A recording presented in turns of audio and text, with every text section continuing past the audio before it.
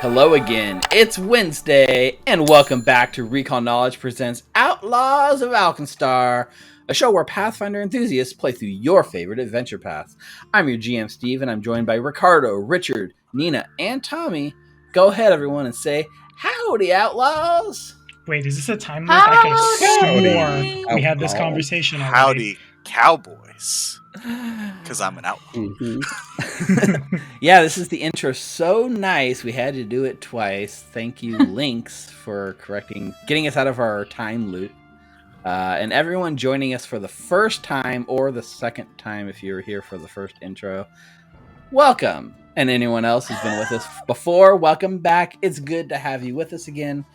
As I was saying, it's really nice to be back playing after a whole week off because I had no outlet for my creative Pathfinder energy last week. I didn't get to play any sort of tabletop role-playing games, so I am pent up and I am ready to go. I don't know about you guys, how excited you are for tonight. Oh, always, especially when it's not talking about something about being trapped in a room with someone who's got all this pent-up creative energy that they've used on a Dr. Dynamite-ass TPK encounter. Yes. Well, speaking of TPKs, while the chat is calling for TPKs, multiple people chanting for the TPK, Rick, you have other ideas because you have earned 5,000 coins for watching live on Twitch, and you've redeemed what we call plot armor, and you've decided to give it to Saruk. Go up front. just make sure I can get there. Yep, so with the plot armor reward that you can redeem in addition to the hero points that we get most episodes, that's going to give Saruk an extra +1 plot armor from Twitch on his character sheet. And thanks to the awesomeness that is Foundry, I already created the effect and called it plot armor, threw it on Saruk, and we'll have that +1 AC for tonight. And if I don't remember to delete the effect later, he'll have it forever. So, haha! Yes, we did it. Eternal plot armor. Your job is to remind me to have it removed next week. Links, no. Exactly. Listen, this is the audience that will routinely give me hero points instead of you guys. Okay, they are on they want to see the TPK is what it is. We got points too, right? First up on the top of the episode, we do have something awesome that's going on right now, put out by Tommy here on the cast. He has worked on a really cool product on Pathfinder Infinite that is now available, the Natal Ancestry. Hopefully I didn't butcher that. But Tommy, why don't you go ahead and pitch yourself and tell our audience about that awesome product. And I'll put the link in chat while you're doing that. And you even pronounce it right. That's the hallmark of making good fantasy things, is that's a word that everyone can say. Huh. Neat. Looks awkwardly at the ASMR. But, so, Natal Ancestry, it's like a leshy, but not a leshy. It's actually a fruit. It's grown from a tree. It goes out into the world. It experiences a bunch of knowledge and things, then comes back home, plants itself, joins the grove, and it's a thing I've had in my back pocket for a really, really long time. Published it through Eldritch Osiris. In that intermittent 10 minutes of, oh god, we're having audio issues, you'd think I would have come up with a thing. Hang on, it's super important. I gotta scroll up. A portion of the sales go to, oh gosh, I forget the name of the charity. I'm going through my DMs trying to find Active Access Reproductive Care Southeast. Yeah, that one. Which is, I think is super cool. The folks at Eldritch Osiris proposed it to me. I'm like, yes, we were doing this. And then I sent them a bunch of other, my whole 2E homebrew folder. It's just like, hey, you guys publish stuff. So there's a bunch of other stuff in the Ancestry, and I think in the class department as well. Nice. If I can get a little more time going. But y'all should check it out. It's dope. Absolutely. So I put the link in chat. If you're watching this on YouTube, check the YouTube description. We'll have the link down in there. Go buy it to support the reproductive access and to support Eldritch Osiris and Tommy and everyone. And the idea of playing a sort of part of a hive mind is kind of unique. I don't think I've seen that much. Maybe more in sci-fi games than fantasy. But I like the approach. Like, it got the creative part of my brain flowing when I read it. So good job, Tommy. They're like the Borg, but they're made of nature. There we go. So thank you, Tommy, for that. And next announcement for the night. Our sponsor for the episode is none other than Molten Hosting. Molten hosted. More times. They're so hot. Just like everywhere, everyone in the cast lives right now. Ooh, yeah.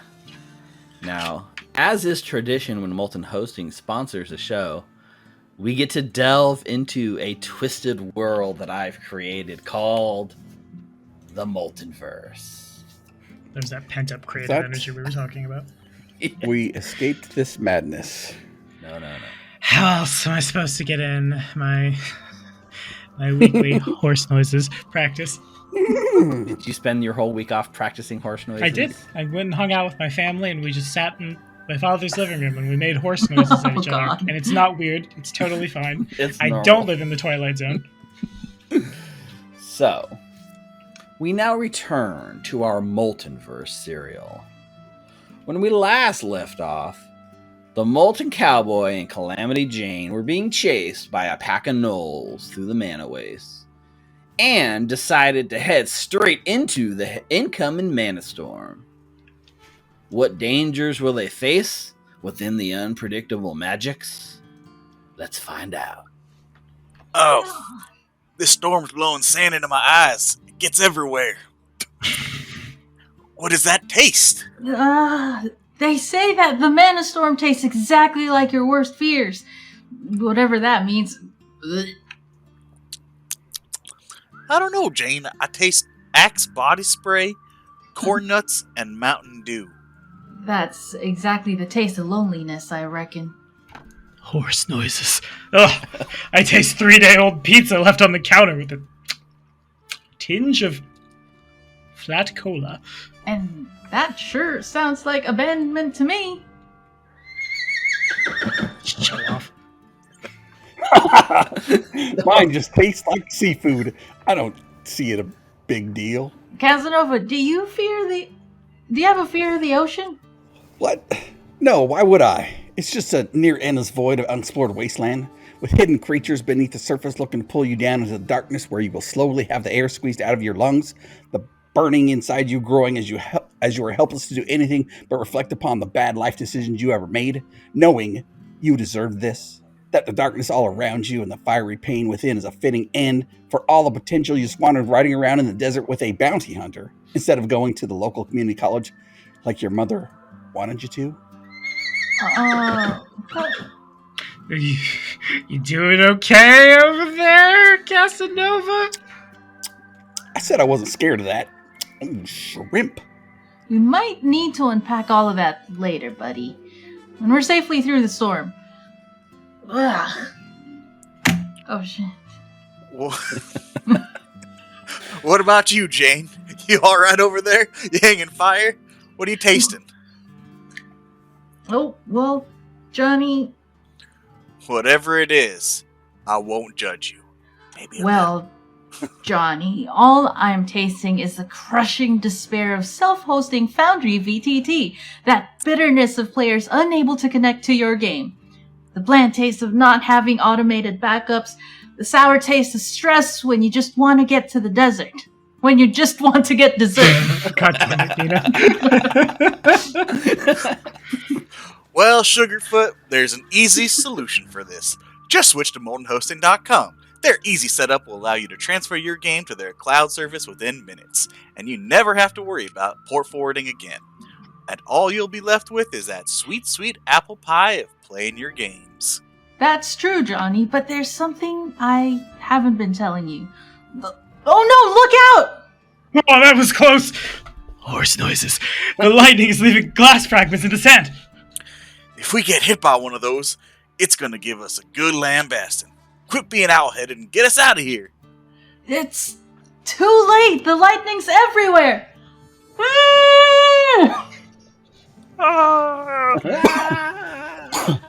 Johnny, are you okay? It's all clear out now. How long were we out? Oh no, Jane. I feel full as a tick that got busted off his Bronco and boiled over. Well, wait. Something feels different. You're right. Wait a minute. Didn't I used to have hooves?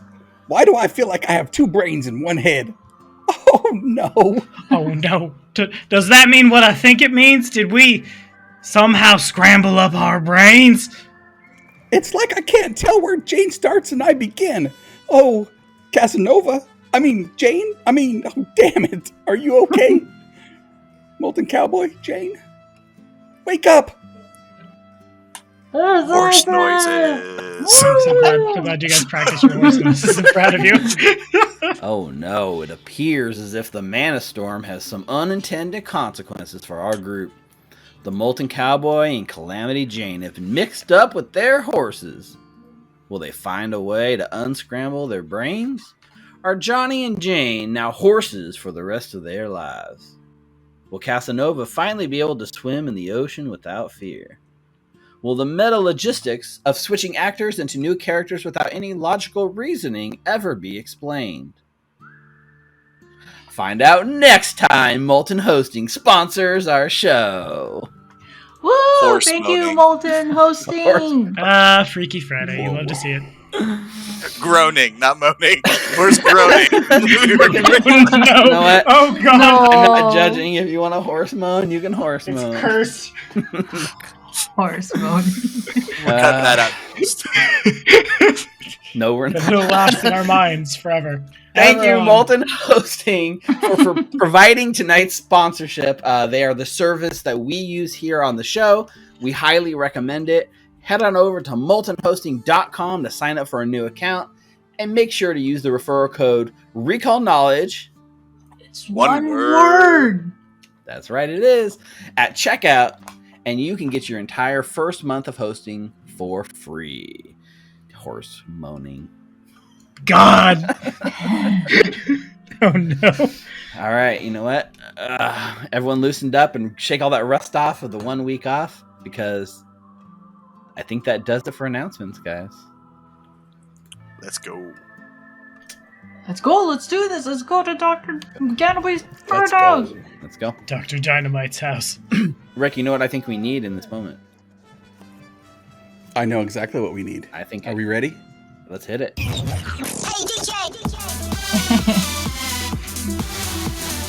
Viewers, go ahead, sit back and relax. Players, let's jump into tonight's episode. Was that Nina?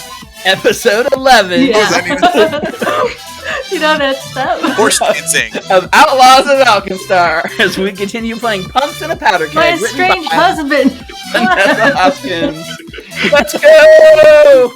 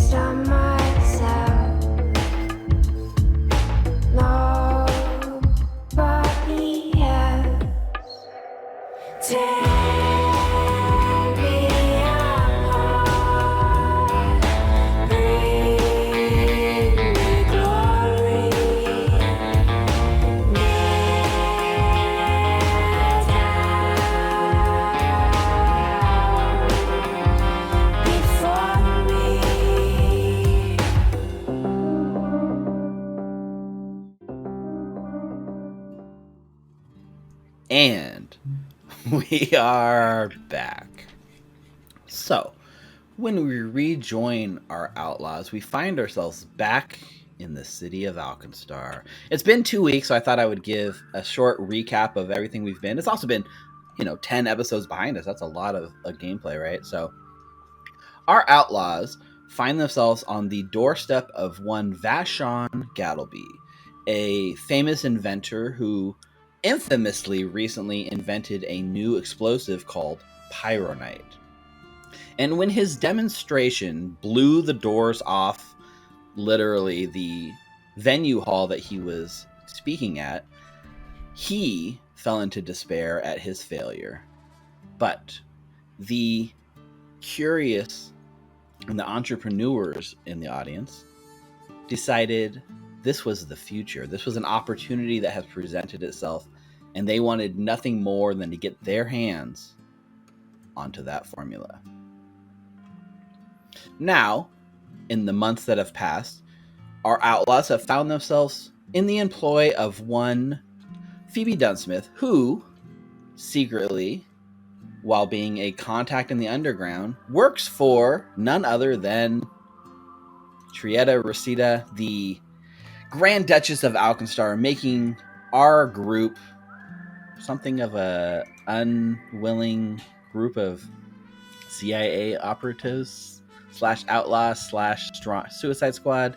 It's a little murky as to exactly what's going on. However, they have been tasked with retrieving Vashon Gattlebee from his house and escorting him back to the safety of the Barrel and Bullet Saloon, where Phoebe will provide safekeeping of Gattlebee, because everyone in this city, from inventors, from gangsters, from one Ambrose Mugland, the nemesis to our party, wants nothing more than to get their hands on Gattlebee and his formula. And so it is up to our outlaws to protect him by any means necessary. Now, it wouldn't be a escort mission without a wrench thrown into the mix, and so our esteemed Vashon Gattlebee has agreed to come with one small condition, I guess. He needs to stop by an old abandoned brewery named the Yeast of All Brewery to pick something up. Now, our crew has done a good job of scouting said location, evicting some squatters by putting a bullet through their knee, fighting some yeast oozes, and generally turning the place over, possibly finding what he was looking for, but coming up mostly empty-handed. So I guess the question remains, what would cause a man like Vashon Gattlebee to stick his neck out so far in a time where he is this wanted? Well, maybe we'll find out tonight, because that is where we are. You have shown up. There's a main street, right, with a wooden sidewalk. Passerbys are coming and going. There's a lot of traffic. You can see his overgrown yard full of this poisonous plant that you guys have already identified. His front gate is full of barbed wire over the top to keep out anyone. There are tons of signs, handwritten and otherwise, that just say no trespassing, no solicitors, go away. And a single gate that leads to the path that leads up to Vashon Gattlebee's house. And that is where the camera fades in on our intrepid outlaws. Players, the scene is yours. Well, you're up, Miss Mendoza. Indeed. All right. So we're at the gate. You need to come to this side of the street. The house is across the street. Sorry, I was trying to figure out how to do my blast boots. All right. So what do we have here? Is the gate? We're at the house, honey. Look, Oh. I know you're working on. I know. Are you feeling okay? Well, I'm sure there's a gate here somewhere. Hang on, let me. Yeah. So there is this chicken wire fence with barbed wire blocking it off. You know, it's pretty sizable. There is a gate on the far right-hand side of his front porch. You can just see the yard. The sort of path kind of does a switchback around what looks like be like a shed between you and the front porch. And you can see that the gate itself, it's not locked, but there is like a heavy chain that is sort of wrapped around the fence, holding it shut and kind of twisted over itself. So it's not locked per se, but you do have to sort of untangle that heavy chain to get the gate open. All right. Halbert, could you? Sorry, excuse me. Oh, I'm sorry. Here you go. After you. So I'm gonna try and untangle it while also being careful. Because I feel like he's a paranoid type of human and he'd have traps in it. Okay, so that's a good point. We are in this sort of exploration mode. So what would your guys' sort of exploration activities be for until you tell me otherwise? I will assume that is what your character's default activities are. Looking for traps. I know he's gonna say scouting. Scouting. Got him. Yeah, you're just on the lookout, scouting to give everyone a initiative bonus, and your initiative bonus is +2 thanks to your scouting feature. +2. Very nice. Yes, sir. Okay. And Nita is looking for traps, or kind of like searching, I guess you would call it, right? You're like looking for any sort of things that might be off. Yeah. For Saruk and Rufikul? I think Saruk is just going to play second fiddle to Anita on this one. So whatever she's doing, Saruk will also do. Okay. Right, and same thing for Refi with Hal. Whenever Hal's looking left, Refi's looking right. It's just so we scan the area. Very nice, very nice. So for now, why don't Anita and Saruk give me secret perception checks Okay. Alrighty. as you guys are searching. We'll see. Fly GM Road. I got a question mark. Don't mind me, I'm adding my plot armor. The plot armor is only for your AC, Well, fine. I won't add it. and it I'll should just... already be calculated. Yeah. Well, good. Oh, because it's armor, not plot eyeballs. This Don't could give be- me plot eyeballs. This would be part of your lead, though. So. Cool. So then +1 on that. Okay, perfect. So, as you guys are going to unlock it and do the gate, you're looking for anything. Anita, it looks clear. You start moving the chains, ready to unlatch them. Saruk, you're the one that notices it. Right at the bottom of the gate, leading into like the overbrush, there is what appears to be a very thin, hard to see tripwire that connects from the bottom of the gate over into the bush right on the side. And if Anita was to open this gate, it would definitely trip that. So I'll just like hold my hand up. Yeah, your eyes follow it, and beyond the gate, nestled right in the branches, you see a small glass jar with a sort of like electric thunderstone inside of it. This thing has a thunderstone rigged to go off, so if this gate opens, it's going to set off this thunderstone. Huh. So it's like a very steampunk electric fence. That is dope. Pretty cool, Saruk, pretty cool. Stop, hold his hand forward, don't look, and then point towards where the thunderstone is. I fucking knew it. The really there's two approaches here that I can see apparent. You can tell me if you see otherwise. One, detach the tripwire in a safe manner without setting off the thunderstone, or two, just be really fast and catch the thunderstone before it manages to hit the ground. I think we could disarm it. What do you think? I'm sure that your acquaintance would be happy if he got to keep his thunderstone. Yeah. Yeah. I'll follow your lead. Alright. Could I do a crafting check for that one to see if I could disarm it? It's gonna be a thievery check, actually. Oh, thievery. I'm just So gonna I roll went ahead. quickly. I went ahead and popped that in chat. You can make that thievery check for us. Oh yeah, clue in, perfect. You get a circumstance bonus. Thank you. Oh, I love the investigator. Mary Chrysler. Boop, boop, boop, boop. Happy Pride. Happy Pride. Nice. That's a 23. 23, perfect. All of that comes in. You manage to like basically pull out the right tools, like snip the wire but secure it so that it's still attached to part of the fence. And now you can freely open the gate without setting this trap off. Alright, and then I'd like to keep the Thunderstone Okay. with me. Don't just steal the man's thunderstone. What's I'll wrong give with it you? back to him. Just show him that. It's easy enough to reach in there and pull the thunderstone right off the like branches of the tree, and you can add a thunderstone to your inventory. Cool. I shall give it back. I suppose you know him better than me. I feel like when you show up to someone who's not doing so well, it seems, and then hand them their home's defenses, they tend to get a little squirrely. but you know him better. You know, honestly, I'm just trying to impress him. Up until this point, I'm still trying to impress him. Given I the feel fact that he almost killed us before. Maybe Wybert should be the one who opens the door then. That's true, and then we're on the lookout for the traps. Wybert! Come here, buddy, my poor son. Okay. Yeah. So you send Wybert on ahead. So why this is happening, right? I like to imagine that Ruficule and Hal are like kind of back to people, like blocking it, so you're not just like breaking into this guy's gate in the wide open. Because people are walking by, right? Most people tend to not even give you like a second look. But Ruficule and Hal, why don't you guys give me just a perception check, a secret perception check here? I want to see if maybe you notice anything suspicious going on around you or anyone watching you, perhaps. Look at that. Question marks all around. Question marks too. All Wild. around.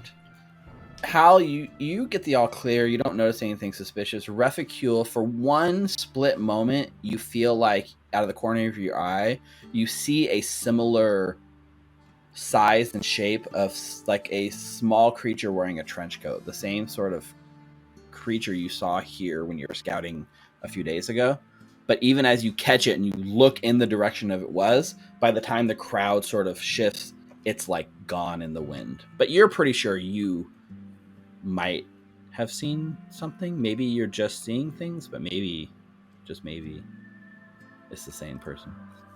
Oh, won't say anything for now. Yeah. Just keep my eye out. Not really because I'm not sure if I saw something or not, but I think everyone's aware to be on the lookout anyway. So unless I see something more concrete, I'll just be sure to be extra vigilant. All right. Amazing. So, Anita, you're sending Wybert in ahead of you guys to like kind of clear the path, right? Now, is he what path is he taking? Is he just, I know you guys have pretty much learned the grass is poisonous, so is he just following the path? He's gonna follow the path, and like I'll still be on the lookout for any traps. Yep. So Saruk and Anita can give me another perception check, a secret one, as you guys are checking the path. Hal and Refi are definitely looking for any suspicious activity or coming your way. Question mark. Question mark. Yes, question marks. As Saruk is like kind of making his way up the path, Anita, again, you're not noticing anything, but Saruk, your trained eye catches right under a stone on the path. It's like raised just a little bit, and you notice a small nozzle that is like propping up the stone that's aimed right at the path. And your eyes sort of realize that there is a pressure sensor right on that square that Wybert's about to step onto, and something will spray out of that nozzle. Just, Wybert, stop. Wybert, stop. Wybert, listen to your mother. He does. Like Wybert like stops, his foot's like hovering over the like pressure plate. And then Zerg points to where the pressure plate is. Oh, Yeah. Keep missing everything. And then we'll switch places, and then I'll do the same thing. I'll see if I could disarm it. Okay, yeah, you want to get down and try. You see the nozzle once it's pointed out. You're pretty sure that you could use some of your thievery to clog the nozzle, so maybe whatever was in there wouldn't come out. If you'd like to try that, then you can give me another thievery check. Saruk will just roll to aid. Yep. This time manually. That's right, because Cluens has a time limit, right? Yeah. Mm. All right, 17. Not enough to give with aid. It's not enough to give a bonus. So just a straight roll for Anita. All right, happy Pride. Happy Chrysler. That's an unhappy Chrysler. I would like to use a hero point because I'm right here. Okay. Yeah, your face is right in it. All right, let's burn that hero point. Might as well. Let's hope for the best. Yeah. Oh, it's an 18, so success. Nice. In a heroic moment, you dig in and you are about to like fail on this, but you are able to sort of get a little bit of putty that you have in your little like thievery kit and shove it into the edge of the nozzle so that whatever was inside is probably safe, and this pressure plate trap is no longer a sort of issue. I think as you're right up on it, there is like a sort of noxious smell coming off the end of the spout too. Like it smells pretty bad. Would I have like a good idea on like how how many more steps is safe for us, so that like I can move forward, and then the two behind us could also follow. Yeah, I think with your check here, you've disabled this trap completely. You're pretty sure that there is no big issue Like anymore. these next two should be okay. Yeah, you're clear. Okay. So you stuff it up, and then the rest of you can kind of follow up and move on. Still trying to avoid the pressure plate, but it turns out that there are plenty of pressure plates, and even though someone like steps on a rock that sets it off, your sort of plug holds in tight, and you can hear some sort of like device trying to, but it just builds up a bunch of pressure and almost sounds like something under the stonework sort of like pops, and you've like broken the trap by clogging it. It had no exhaust. Ooh. Okay. So we continue on. More since we're doing this perception checks for Saruk and Anita, and Wybert can continue moving up the path. Yes. Just rinsing and repeating. Question mark. Question marks. The best roll. What were you saying, Saruk, that we should pick these flowers? No, you really don't want to do that. As we're doing that, I'm trying to remember what the hell it's called. I'm sitting here Googling Clockwork Bartender, Outlaws of Alkenstar, but I don't think that was its name. Brewer. And I'm having Clockwork a Brewer. If the brewer would be so kind to follow behind Halbert and keep the rear guard. Yeah, for sure. Oh, could we stuff him full of the flowers? I feel like that would be bad for the fermentation process, but... Do you want to give me a secret perception check for Saruk again, as you we'll are do. looking? You could fill him with anything liquid. Right now he's still full of mostly bread. I think you've given away most of the bread. Bread. He's full of all this bread. All right. So it seems like you've made it through the traps because you make it all the way like up the path, across the turn. Everything looks clear, and you're kind of every step you get scared that you miss something, but every step continues to go, and it's clear.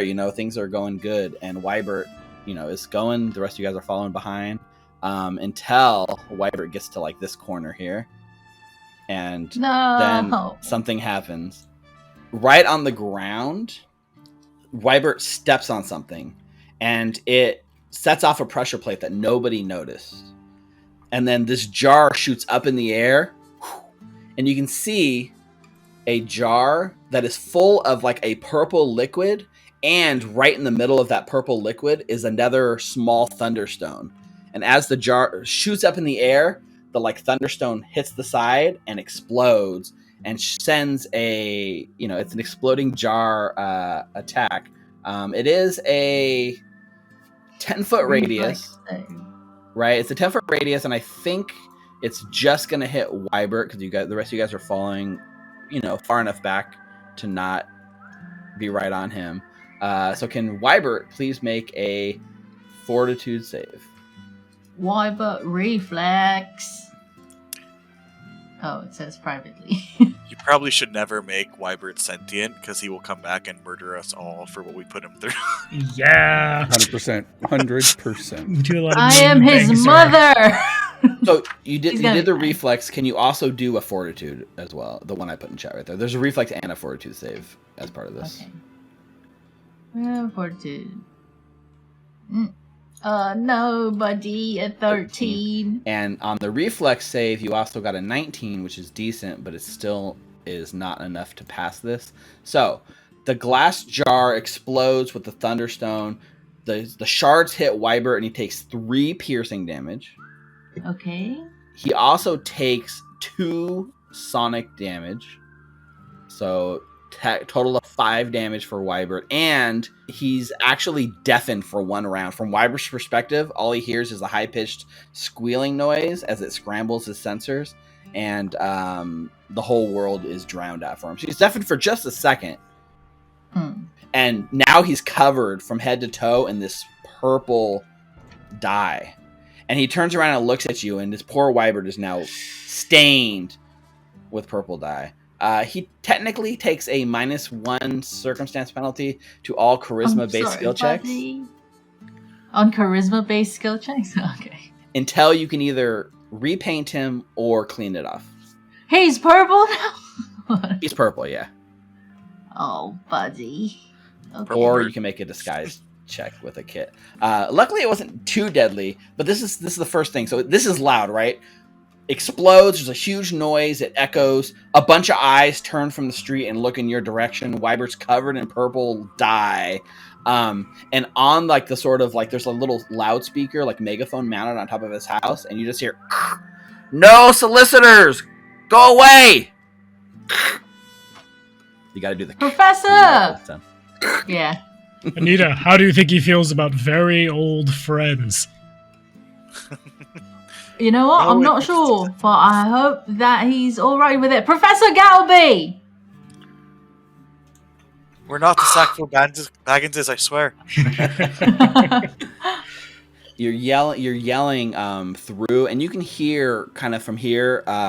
There is like a sort of a lot of noise and like small like alchemical explosions coming from inside. Like he sounds like he's like at work. It doesn't really either he can't hear you or he's choosing to ignore you when you call out to him. We should move forward. Sorry, Ricky. Question, DM or GM. You said that people are like kind of staring at us now. Can they see us through the hedges, or are they just looking at what the loud noise was? Mostly looking at the loud noise. The hedges are not tall enough to block you. If you crouch down a little bit, you could use them to completely cover, but they come up to like mid-high on you. So, you know, people can see you. All right, so anyone that's close by and kind of lingering within 30 feet, I would just turn toward them and, right, can we help you? No, fuck off then. Get on with your business. Nothing to do with you. Just try to intimidate anyone that tries to come by. Yeah, make a demoralized check here and intimidation check, I guess.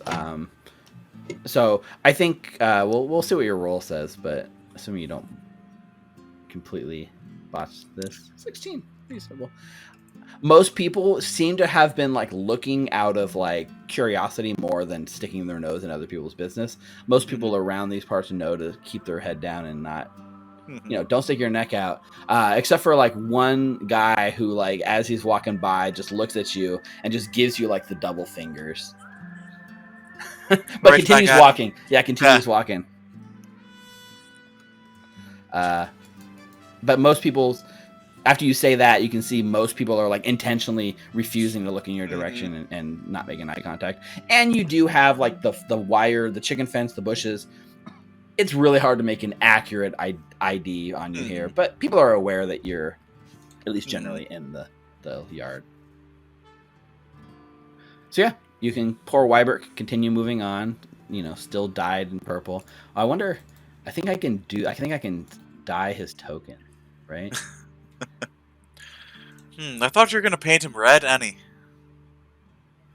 There I he guess is, now purple Wybert. I don't have to. I just have to add a little bit of black in it. I'll go in front of Wybert. I feel so bad for my son. Okay, so you take over for him and move to the front. As you move up towards the front porch, you can see up to the left, the stairs go up towards his front door, and to the right, it appears to be like a tool shed of some sort. But once you pass there, you've definitely broken. Like, people from the street won't be able to see you once you get behind the tool shed. Right, like right here? Yeah. Alright. But I'm still looking out, so that's like half. Of course, yeah. You guys can be right, another yeah. perception check for Saruk and Anita. Okie dokie. Blamed. Question marks in it, guys. Perfect. Yeah. It's question marks. So, Anita, you can continue moving up, and Saruk, you can continue moving up. You get over here near like the stairs.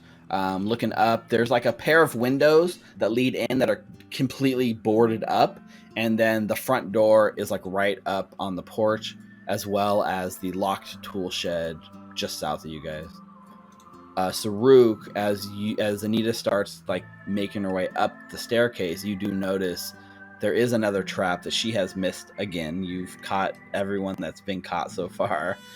It looks like there is all the floorboards on the front porch are sort of raised up in a pressure plate situation, which means the entire front porch is pressure plated. and your eyes drift up towards the window that is completely boarded over, and you can see that the boards are not flush. There are weird angles, leaving small gaps, and the gaps between, there seems to be like almost the slightest hint of like gun barrels pointing out. It looks like the window has sort of gun barrels attached, and the pressure plates will probably set them off and trigger anyone on the porch to get shot. Now, that being said, the pressure plate, the bullet holes that you, or sorry, the barrels you see, Saruk, are all mounted at about shoulder level. If you were to crawl, they would fly right over your head. Fucking no bark Noonan ass. Anita, don't. And then points to all of the things. I'll try to disarm it again, because Wybert can't crawl. Okay, yeah, if you want to try to do that, you can try to like basically reinforce the pressure plate with like some support so that nothing would trigger it. And you can give me a thievery check for that to reinforce the porch. I think given where the barrels are and how tall Saruk is going to sit the 8 out on this one. Probably smart. Thievery. I think the good thing is here that Anita is at least A 10. at least like on the ground, like setting it off, you know? It's a 10. Okay, a 10 is a failure, but luckily it's not a critical failure. So Woo. you attempt to reinforce it, and you're having a hard time at everything you try to use just is a little bit too big or a little bit too small. In your first attempt, you've not successfully disabled the pressure plate. Could we just, like, put a rock on it and then everyone bend down, then Wybo will be, like, at the back so that he doesn't get shot at? Oh, yeah, absolutely. Right, I tell that to everyone. Did she, Refugule, did she say bend down so you don't get shot?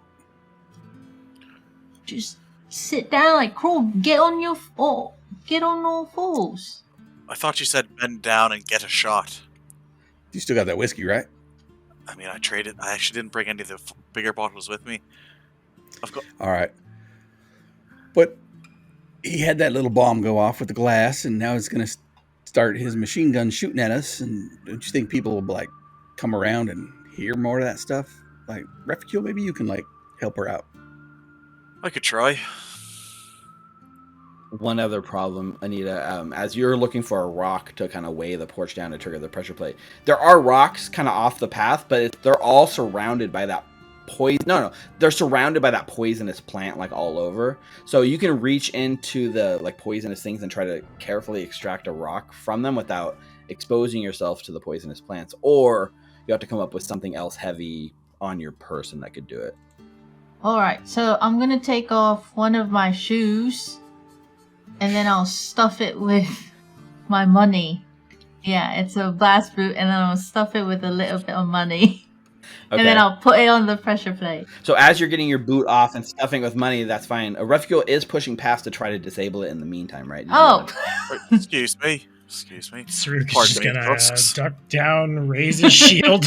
Yeah. So go ahead and make that thievery check with Refugule as Anita. Yeah, is while I doing. take out This my is boot. the boot's the backup plan, right? Yeah. It'll take you a Plan minute B, to right? do use that the boot. and empty your Let's coin see what we pouch got into here. your boot, but it'll be heavy once you get Oh it. my god. Thievery check, right? Yeah, you can click the one that's in the chat if you want. All right. The same issue with Anita is that you are unsuccessfully able to disable it, but luckily you don't trigger it as well. Should I use my boots? Yeah, Anita's standing over here with a boot full of clinking gold and silver and copper. I truly do not think that is a good idea. Here, if you must set it off with something, Saruk will remove his shield, pass it forward.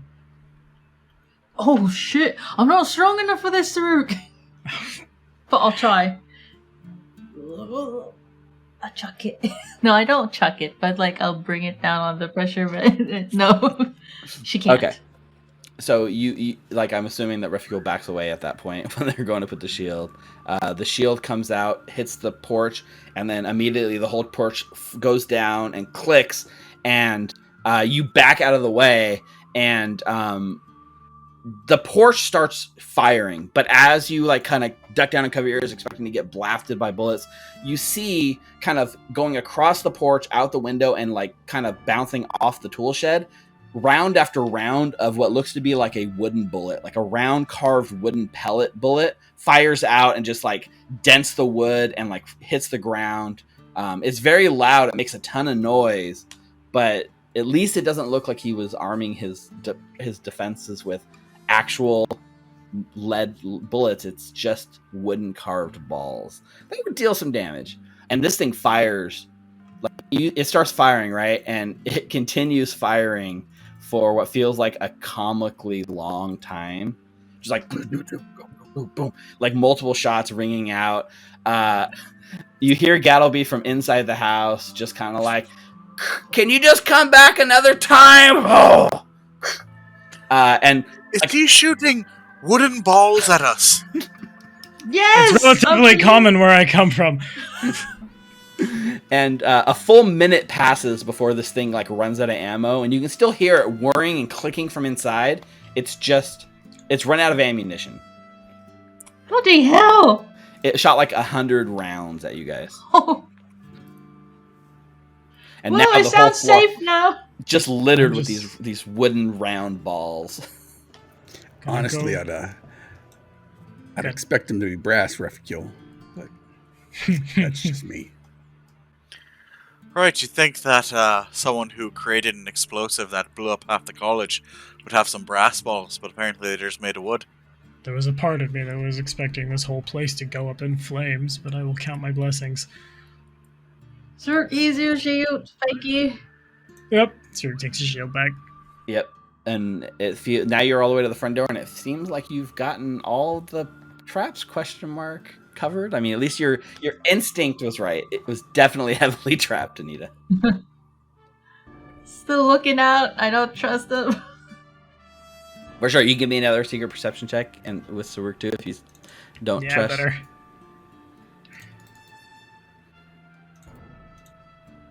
Another ?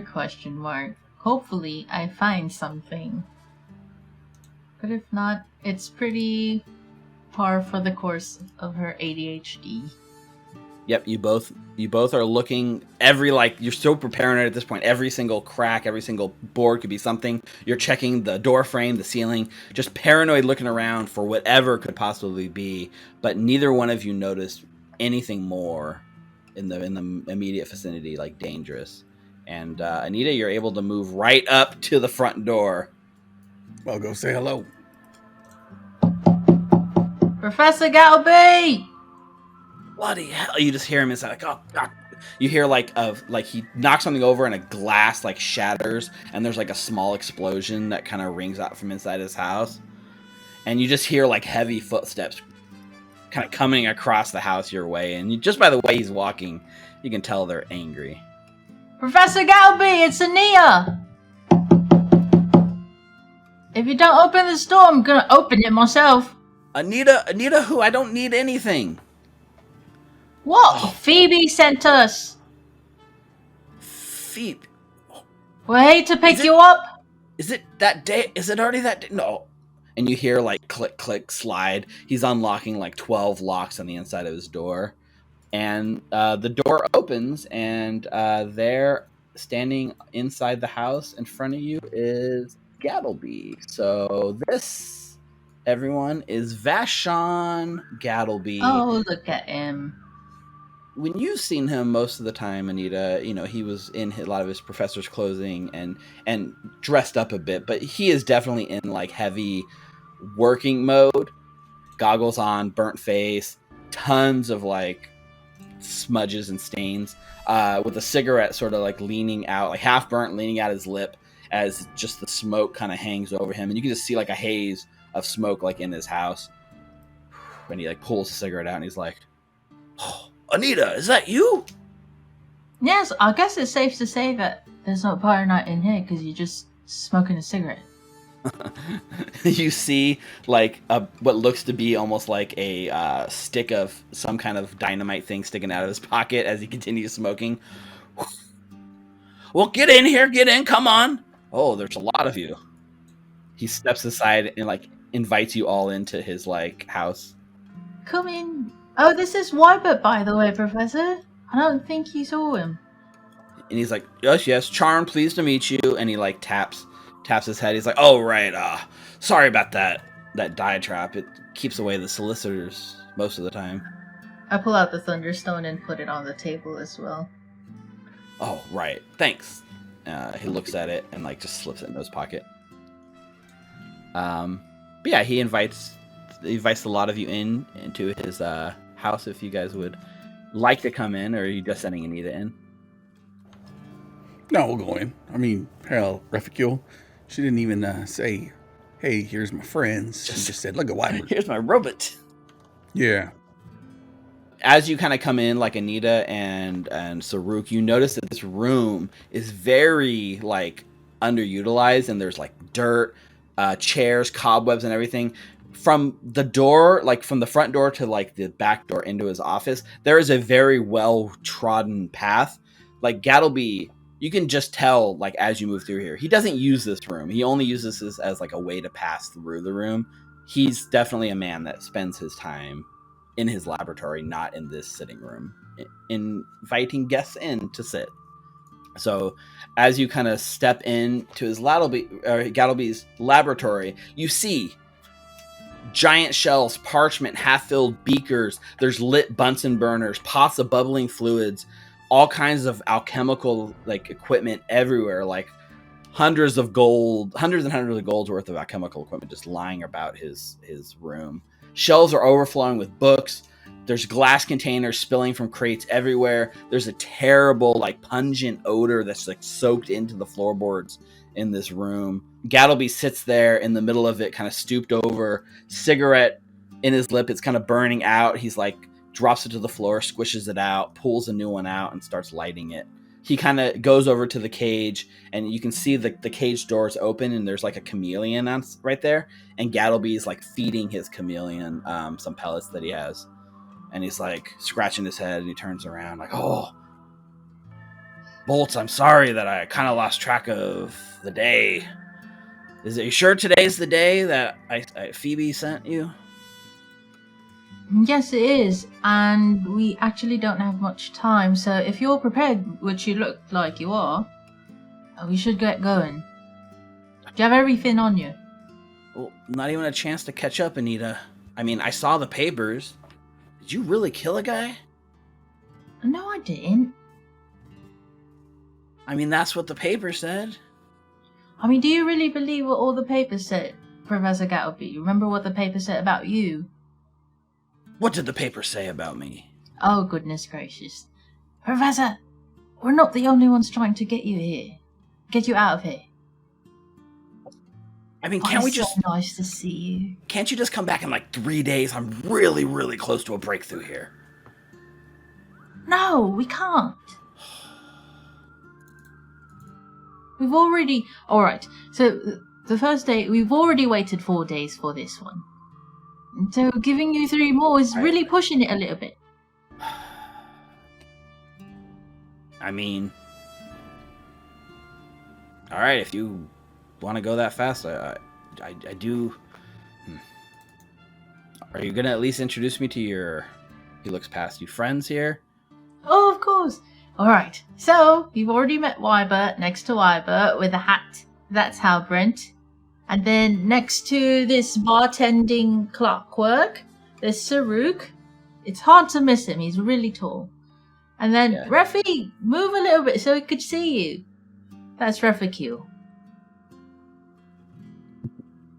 Everyone, this is Professor Gattlebee. Do you still need to go to the brewery? Oh, right. Yes, that's that. Dunsmith's, her agent said shouldn't be a problem, right? I mean, we just came from there, so... I did leave some what important did you need? Stuff there. You came from there. It was the wasp, wasn't it? You left the wasp. It was the stuffed animal. I know it was the stuffed animal. That thing's pretty cute. I mean, wasps. Shit. I mean, I haven't been there in going on 2 years now. No. Wasps. I don't know anything about wasps. Bolts. No. Was it this stuffed lion? A stuffed lion. He like gestures wildly at his like laboratory. Like, do you see any stuffed animals here? You have a chameleon. I left something very important. Stuff that I would normally just go get myself, but these days I can't even leave the blasted house without every bootlicker, bomber, and bureaucrat in Alkenstar pawing at me. So I figure, hey, let's kill 2 birds with 1 stone.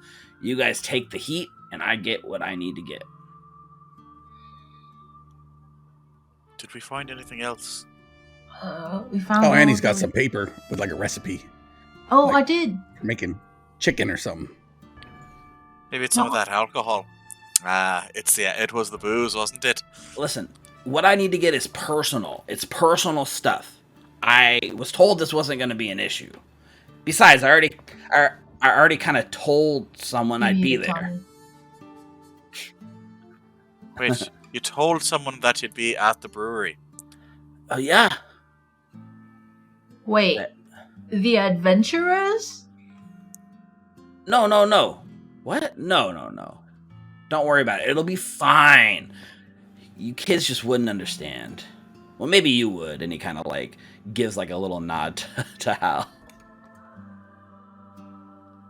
Right, old timer. Your word is your bond, right? Professor, I'm not sure you quite know the full meaning of a covert, undercover mission to get you out of this house. I mean, you lot seem more than capable. Anita here murdered someone. At least I thought she did. Maybe I'm kind of rethinking this plan now. Like, There's like 5 people. Yeah, I mean, I figure I need to get this.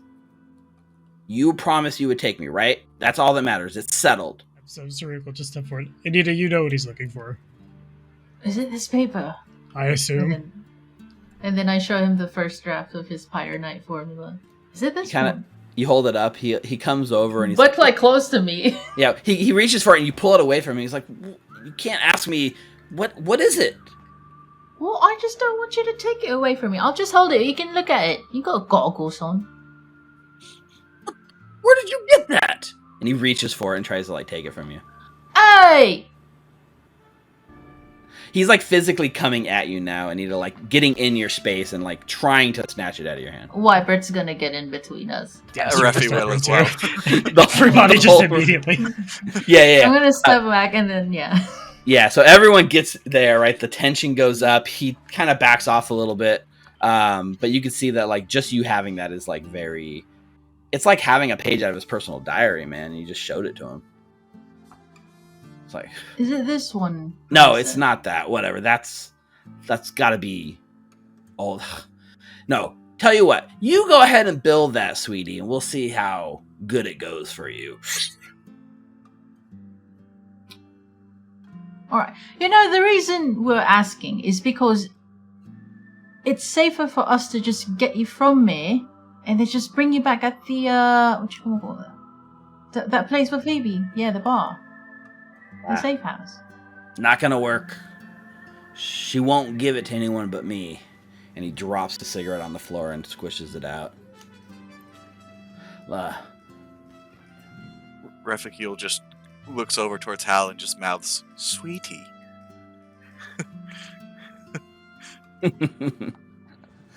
Listen, let me just reset the traps real quick and grab Slick. And he like turns and looks around. He's like, bolts! Where'd that blasted lizard go? And the chameleon, you look back at the cage and the chameleon is just gone. It was right in the front of the cage, and in this ensuing conversation, it's like disappeared around, like it's just slipped out of the cage. And he looks for like just a minute, and he looks around the office and he's like, why don't you lot find Slick? I'm just gonna reset the traps, grab my bag, I'll be ready to go. And he kind of starts like making his way towards the back bedroom. Do you need anything else from it except for Slick? Nope, just Slick in my bag. Okay.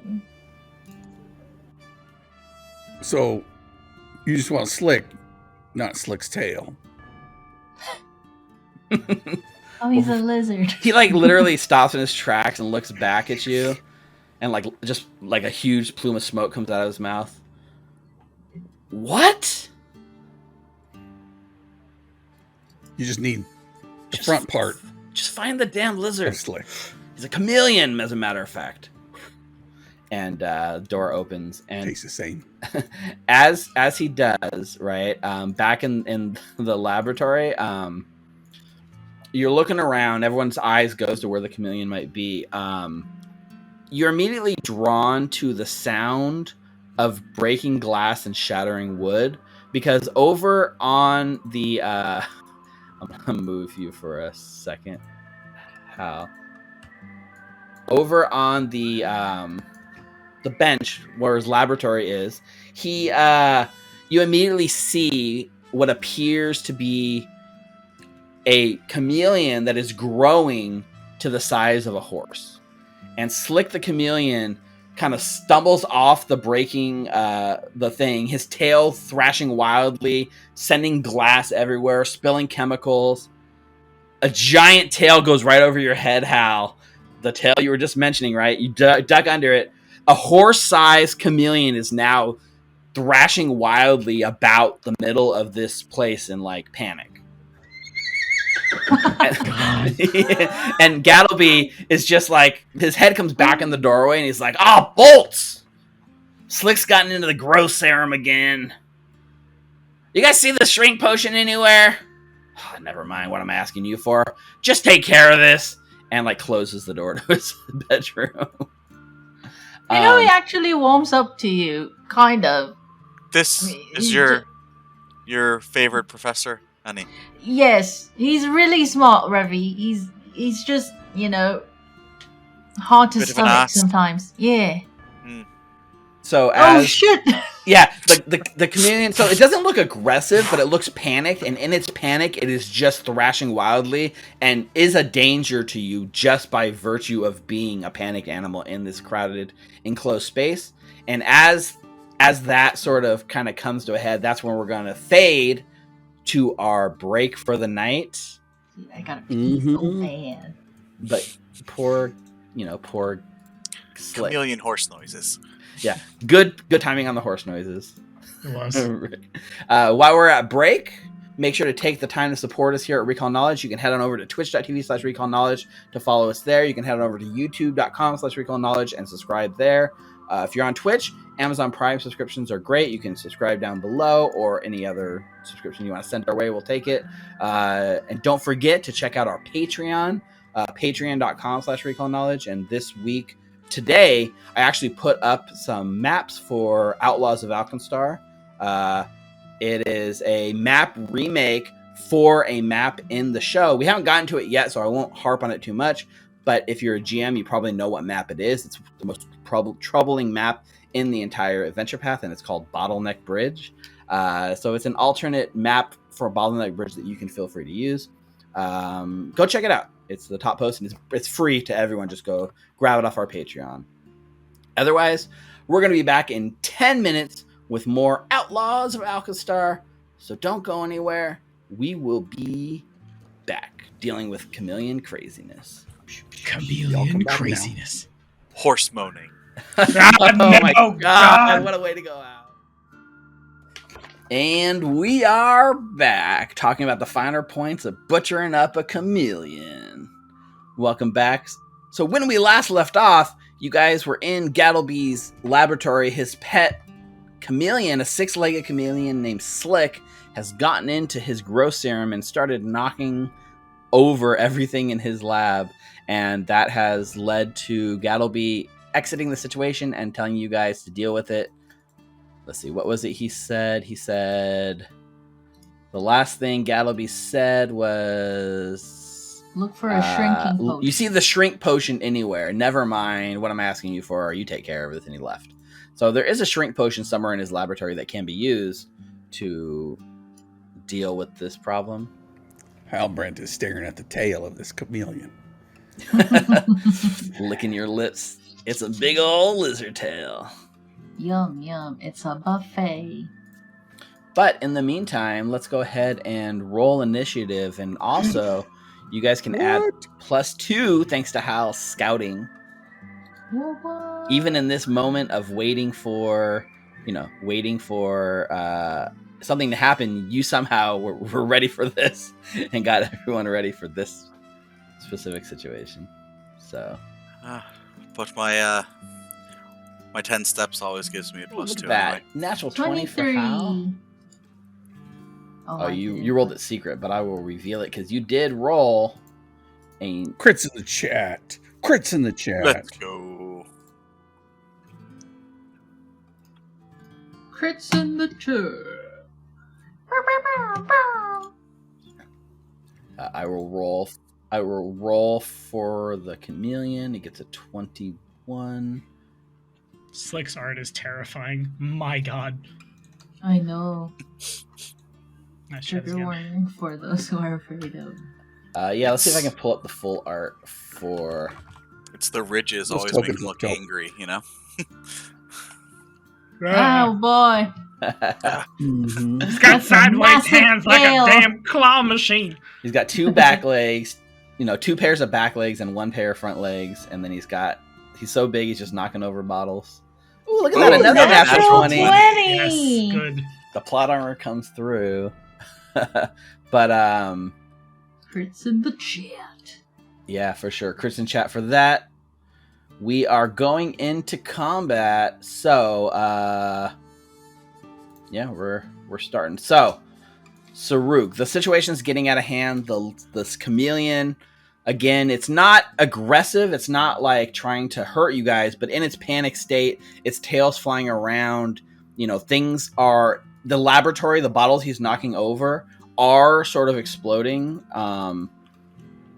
There is like explosions and not explosions, but you can see like smoke and chemicals reacting as they're being spilled, which looks to be a dangerous situation in the lab around you. Yeah, I bet. Okay, so is it possible to nature to command an animal to try to calm this thing down? For sure, yeah. He's in a heightened state, so it makes it a little harder, but you could absolutely try to use nature and sort of command this animal, or at least try to calm it down. 100% this is something you can attempt. A step forward. Gotta roll the thing. Ooh, that was almost a 20. Pretty close. So 19 total. You kind of step forward. You're trying to calm this thing. With a 19, it seems to be not enough to calm this thing, as it's not even reacting to your presence or noticing you. You've not managed to connect with it on that level. Hell's bells. Can I try again? I think it's just let me just see. Command an animal is a 1 action thing. You can for sure try it again. There's nothing to stop you from doing that. So we're just gonna... That's even worse. All right, that's worse. And again, you're trying to command it, and it's just not paying attention to you. Notice me, Chameleon. Okay, we're gonna try one more time. If this fails, I'm gonna hero point it. It almost certainly does. 16 is gonna fail. So we're gonna... Oh, whoop, that's not my initiative. Heck! I hit the wrong button. Gonna try to reroll that. Damn. 20. 20? 20. So, with a 20, you do manage... I'm going to move you up in initiative because he got dropped down. With a 20, you manage to make eye contact with this thing, and you're kind of doing this sort of slow motion. What are you trying to... You're trying to make it stop and calm down, right? Yeah, under the presumption that whatever it just drank will eventually run out. Just like a, hey, calm down, don't swing your tail around. The only pet reptiles I've ever had, the only way to get them to stop moving is to feed them. Are there perhaps a jar of crickets or something nearby that I could pick up? There is, over by his cage, there is absolutely a bunch of pellets that Gattlebee was feeding him. The problem is they were pellets for a normal-sized chameleon and not a horse-sized chameleon. So we just pop the top. Yeah, it doesn't look like much, but it is on the other side of the lab from you. Oh, Fair. And you've used all 3 of your actions here, but you've managed to calm it. It's like locked eyes with you. It's made this connection with you. You've calmed it. It's stopped thrashing around for this round, at least. Someone find the potion. It's okay. It's all right, little one who's much bigger than me. Stroke the snoot.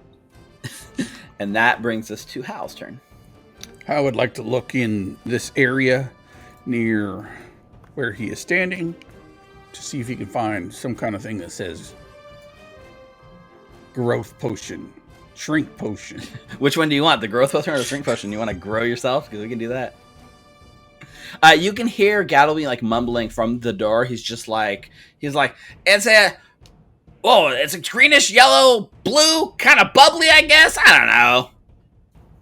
So that you're using that as a like thing to go on. So there's 2 ways you can do this, right? One is you can spend an action to look and search and make a roll. 2, you could use all 3 of your actions on your turn to basically do rudimentary chemical testing of all the stuff until you find what you're pretty sure is it.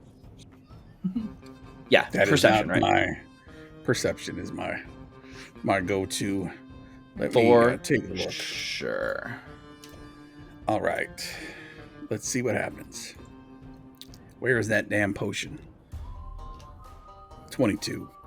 22, nice. You're going through the craziness, and by the way, his workshop is maybe organized in some manner that makes sense to his brain, but it makes no sense to the average person looking at it. It looks disconnected, it looks chaotic, it looks haphazard, but somehow through all of that, your eyes focus in on a potion, and you snatch it up, and it's like a bluish green, slightly bubbly potion. It's not labeled at all, but you're pretty sure you have in your hand the correct potion. Hal is going to look longingly at this lizard tail. It's a nice, While solid chunk of grasps onto this shrink potion, and I'll look back towards Saruk. I think I got it, and I will shake it back and forth. Maybe it'll... Okay, all right, here we go. Pop open the top, and I will try to feed it to this creature. Yeah. So here's the thing.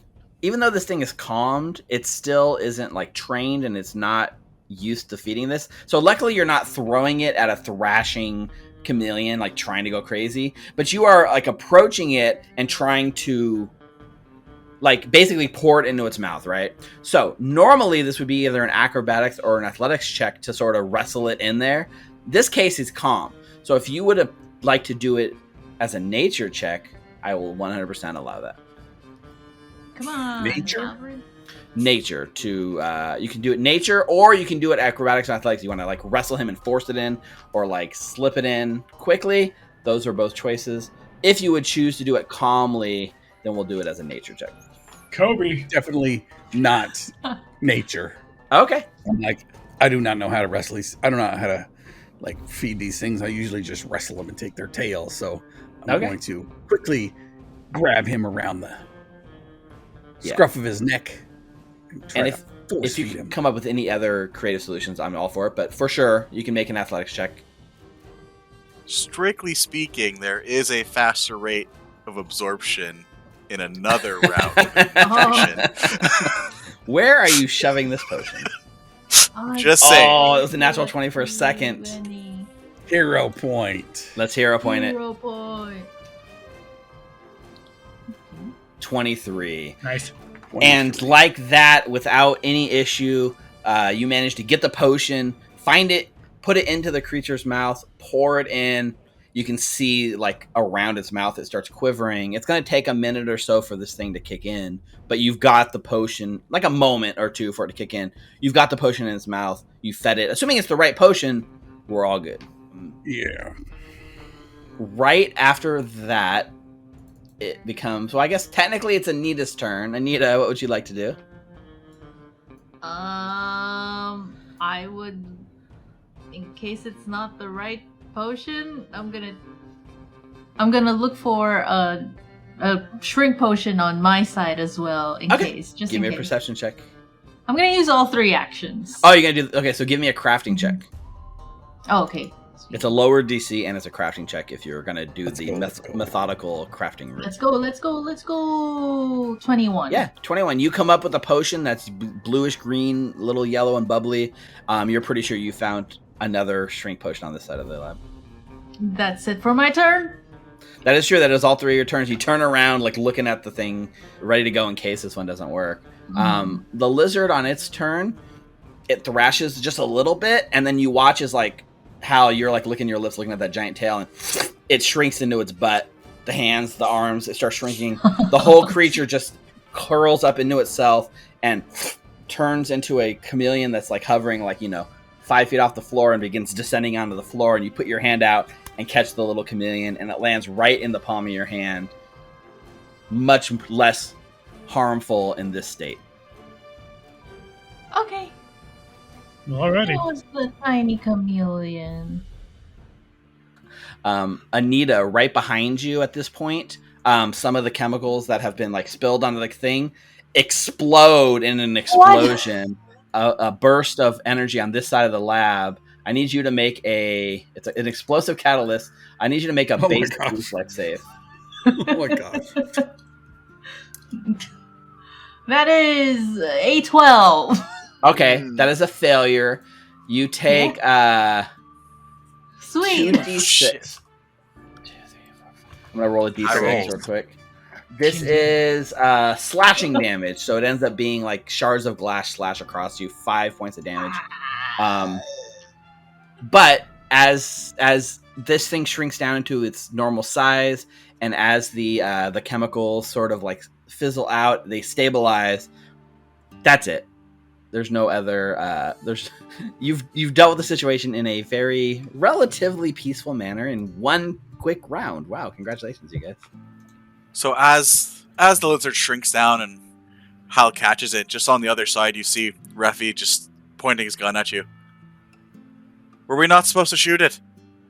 No, maybe, depending on how the situation got out of hand. And then there's an explosion. Anita, shit, are you okay? Ow! I told you, I got it. Yeah, we got it. It's totally fine. It was the lizard, the chameleon, his tail. Fucking A. Fucking A, dude. Wouldn't have happened if I shot it. That is hard to prove with the current information. I'm going to patch up Can't Anita disprove now, I it think. though, can you? Oh, thank you. Yeah, that's a success on the treat wounds. Man. Ooh, Damn. thank you, kind sir. Very nice.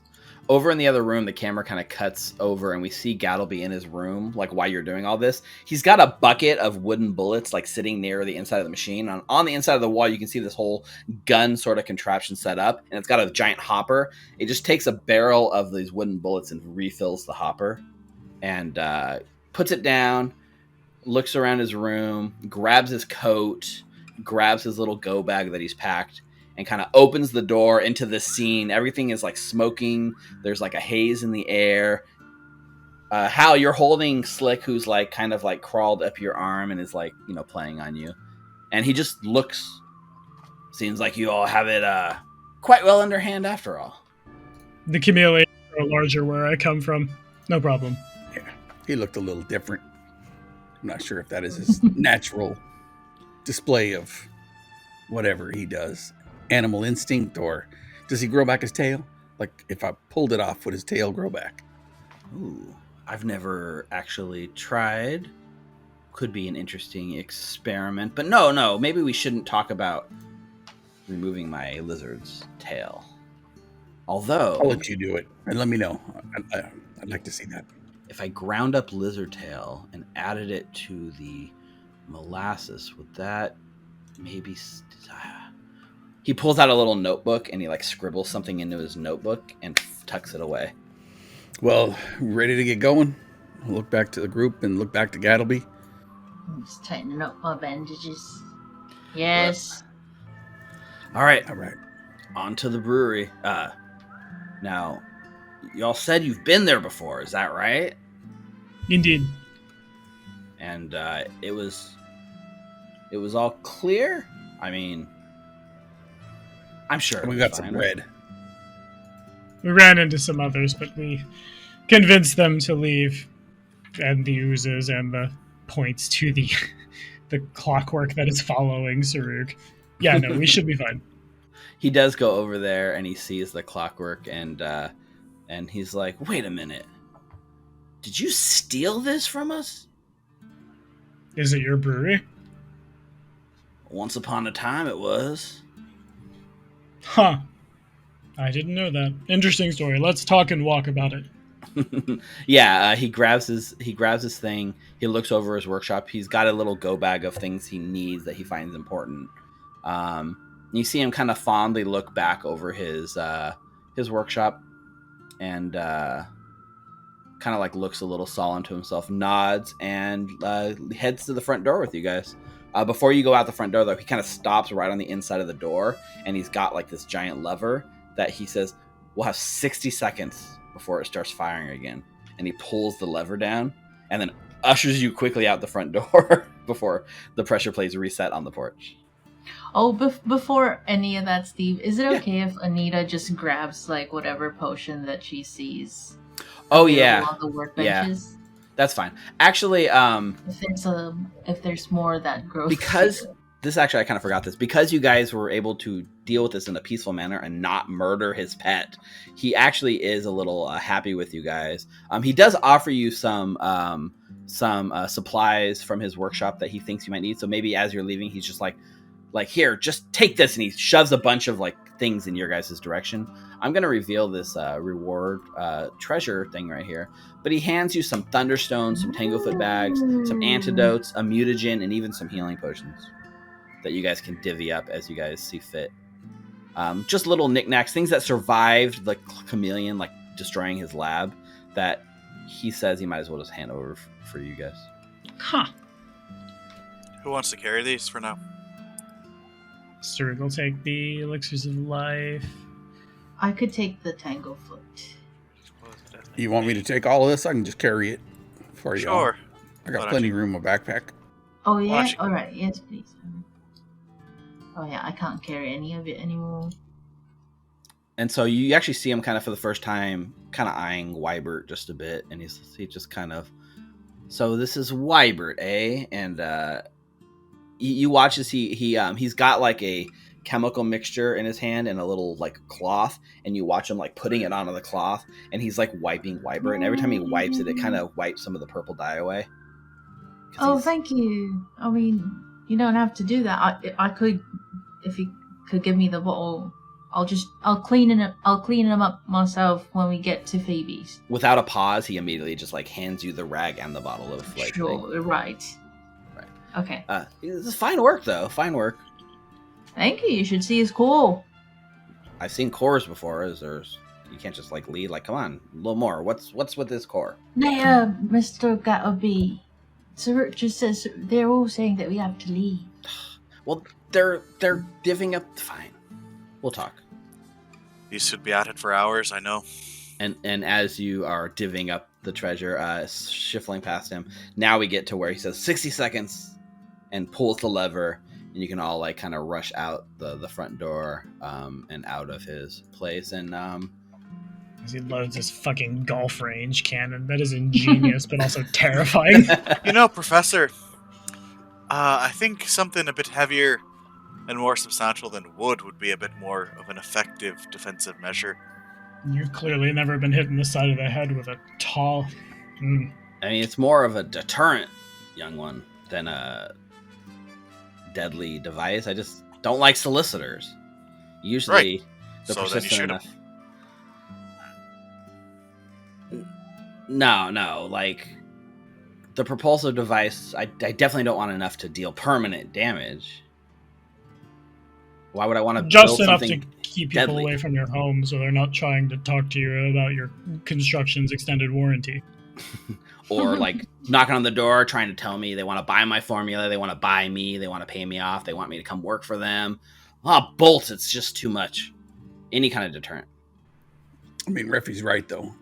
I mean, I knew this kid in chemistry class when I was younger. He made these, what are they?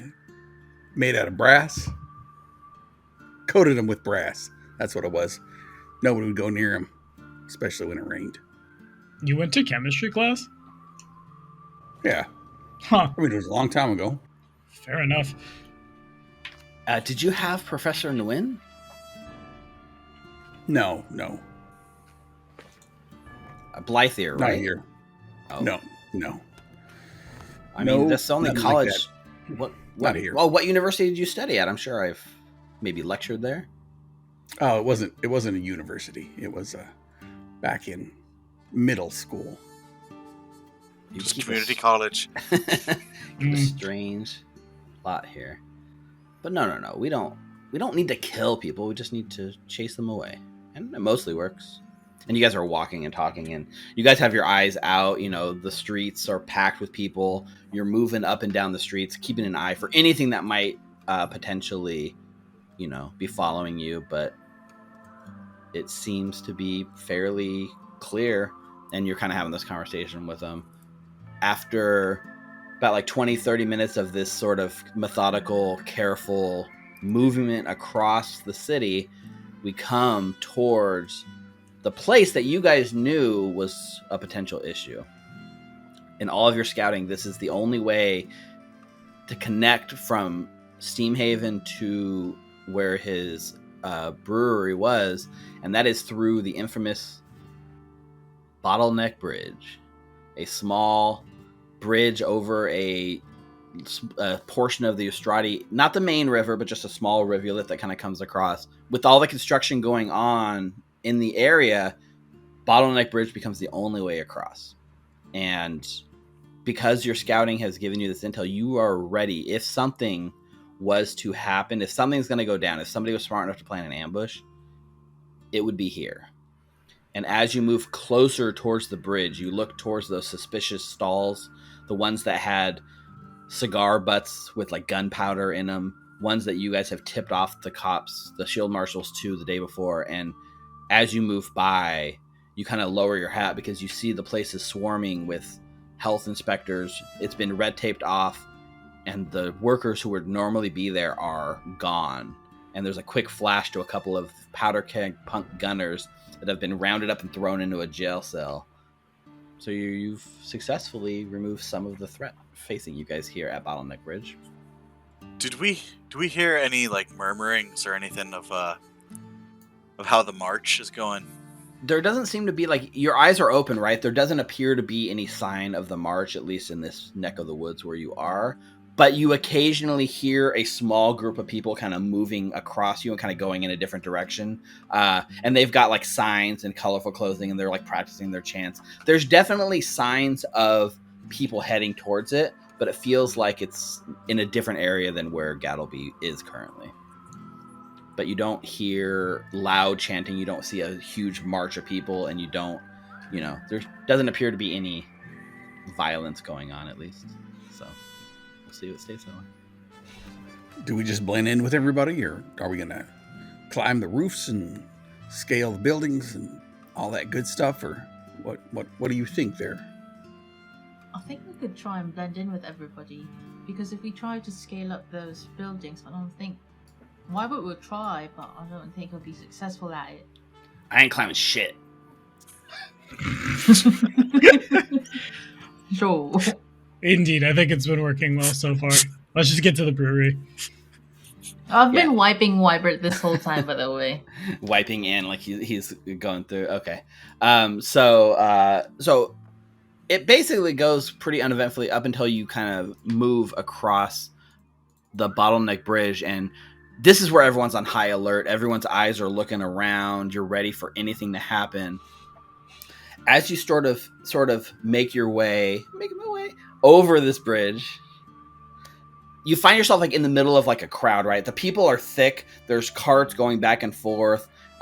You're like essentially having to like stay real close to Gattlebee just not to lose him in the crowd. But there's a lot of people here. It is not a empty place, this Bottleneck Bridge, but it also makes it a little harder to notice other things going on. And as your eyes are darting around, there is a sort of explosion that kind of goes off about 10 feet to your side, right on the bridge, and right in the middle of this crowd of people, there's a quick flash of green fire that rains out that kind of like catches on people, and people are running around screaming on fire. Some of the carts on the side start burning, and there's like this scream as people start like basically running for it, and the crowd starts thinning out and bumping into you, and you're trying to avoid, losing Gattlebee in this chaos. And through that, at the far end of the bridge where you guys are coming across, you see 3 people standing there dressed in purplish, colorful clothing. One of them is holding a handgun, like what is it? It's a flintlock pistol, like sitting there. And then flanked on either side, you see some people they've thrown their like little shawls off, coming out of the stalls on the far end, and you can just see they've got this jars of these green fire like strapped to their body everywhere. And they point in your direction with the gun and say, "There they are, boys! Get them!" What in the Game of Thrones green fire is this? Yeah, the green fire is a little different from what you're used to. What a nice map. Yeah. I wonder where you can get it. This one is actually part of the adventure. This is Bottleneck Bridge as normal. What I put out on Patreon today is an alternate take on this, which is Bottleneck Alley, which replaces the bridge with an alley with the same battle map dimensions that fits in. It looks theme. nice. But this one is the core one that came with it, so I can't take credit for this one. But I will let you guys position yourselves wherever you think you would be. Gattlebee's in the middle of you, and on the far side, remember, there's still tons of people, so it's kind of like a crowded area. There are some enemies that are like popping out on the other side of the bridge. Saruk will, when that happens, if there's time, command the clockwork to protect Gattlebee and stay with him. Yeah, I'll be staying with the Gattlebee too. I'll be in front of him. This is what the sort of Powderkeg punk gunner looks like. Tiny little things. Yeah, they're like different Powderkeg punk members are different like ancestries, but the ones here, it looks like there's basically 1 goblin and 2 humans is the ones that you're facing right now. Is she not a gnome? The artwork might be a gnome on this one, but they're not. It's not like the whole gang is all gnomes or anything. They're an eclectic mix, but that artwork is potentially a gnome. Makes sense. It's hard with no scale, right? Like she could be 8 feet tall for all we know. I mean, I see the pointy ears, the very colorful hair, the big fuck off eyebrows. I see character art for the AP. I'm like, I should have played that instead. That's so much cooler than the character concept. God damn it. So I will start an encounter. We can go ahead and roll initiative. +2 for scout. So yeah, +2 for scout, and because you guys came into this so prepared, you get another +2 circumstance bonus in addition to the status bonus from scout. +4. So +4 total to your initiatives. Nice. Scout For letting is- things So it stack. stacks. Is my scout a circumstance? Playing it like it's 1 circumstances stack. Yours is circumstance. So let's make Yep. the other one a status bonus. So I don't want them to stack. I want it to be +4 because in addition to your scouting, your scouting ability, I want it to 26. be. Yeah, so make it a total +4. 23. Wow. What direction do you want to go to for the brewery? You're going from North? north to south on this bridge. Okay, we want to go south. We want to go past them then. Yeah, they have come Okay. across the other side. Now the people that you already took out ahead of time would have been behind you, kind of surrounding you. But Oh, luckily, I see. you've taken over the other side. So Gotcha. you've removed some of the enemies that you could have been facing in this fight. That's a 24 for Reffy. Whew. And how that 19 was already with the +6? Yes, sir. +4, yeah, sorry, +4. Okay, perfect. I just want to make sure, because you were 1 off the other enemy. I wanted to make sure you didn't bump it up. All right, well, we are... Let's do this. Do it. Do it. Do it now. Devise a stratagem. Yes. Get to the brewery. So up front, off the top, winning an initiative is Anita. Kieran Ulysses Mendoza. Okay, so for my first action, I'm going to pull out. Do I need it now? No, not yet. I'm actually gonna Gattlebee delay got a my natural turn. one Of course on he his did. initiative. You're gonna delay? Yes, I will delay my turn. Awesome. All right, that brings us to Reficule. All right, I will take my free Well, at the same time, my free action, so I'm stepping 10 feet, and as I do, pushing the trench coat back and drawing the gun. 10-foot step. 10-foot step, yep. And they all have this green fire on them. So the ones here, these ones that like have these other token, these are the ones that are covered in the green fire, but the one with the gun is just holding like a flintlock pistol. I'd like... Although, yeah, the other ones are very clearly just wearing them all over. This one, you don't see anything openly. She might have something on her, but it's not. Does like... this one have any cover from where I'm standing? Let's see. From where you're standing... Yeah, all three of them from where you're standing would have some sort of cover between the bridge and the sort of market stall they're standing in. I don't want to go too far forward. I'll stay where I'm at, see how it goes. Alright. I'm going to target the one next to the not gnomish lady. Okay, yep. By the lines. And I'd like to shoot a bottle of the green fire that's on him. Oh, you're aiming specifically for the bottle of green fire. Go. Alright. I don't know that there's a called shot in Pathfinder 2. There is with a feat. So let me just look at this feat real quick. So if you have the call shot feat, there's no penalty to it. So what I'm going to say is I will let you aim for the Alchemist fire on the body. For sure, I'm just going to give it it's a harder shot. It's going to be a 4 AC higher than the base target to hit that specific thing. That's fine. I need to draw the pistol, part of my free action. Yeah. All right. Mary Chrysler. Yes. I'm going to use a hero point. Let's use a hero point because this is... Okay, two things. First of all, this is a moment for a hero point. I love it. Secondly, take an extra hero point for even trying this because this is All awesome. right. Let's go. Happy Shoot Pro. him. Oh. Okay, 23 is actually exactly what you need to hit the Let's flyer go. with the 4 AC bonus. So the shot rings out through the crowd, hits the like Alchemist fire on his body, and I think go ahead and roll damage for your shot too because he's wearing it on his chest. It's gonna go through the Alchemist fire into him. That's 5 points of damage. All right, 5 points of damage, and the Alchemist fire explodes.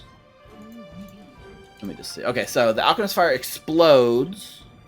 It deals 1d8. Let me just... Can I roll this? Yeah. So it's 1d8 fire damage to him. So he takes only 1.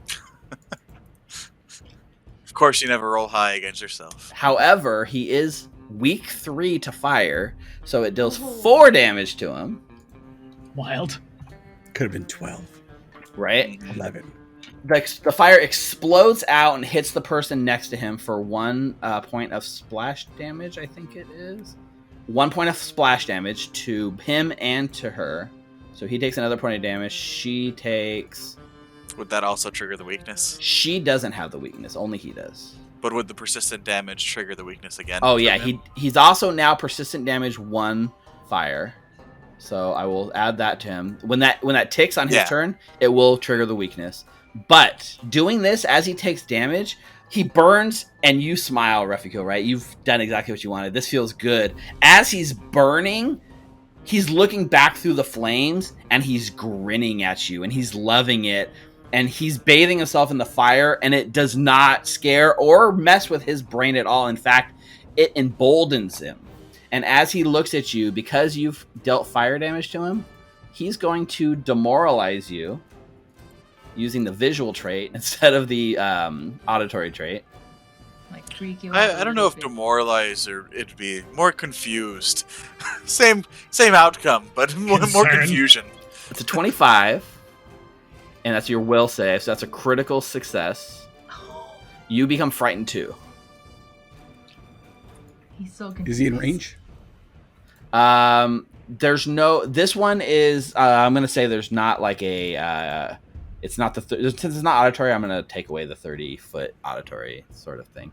This is very obviously affecting Refugee. Watching someone who's been set on fire and they're okay with And they're this, still you know? burning with a smile on their face. But that's only your... Yeah, Ruffy just cocks his head like, what the hell is going on? Yeah, it's only your first action. And then craps his pants. Yeah. Second action, I will use Raconteur's Reload. They're all out of range. They are out of range for the audio one. You could step forward and then do it if you want, but you don't want to be too close. I will call out, in Twitch chat, No Way Really just gave a plot armor to Refugee for 5,000 channel points.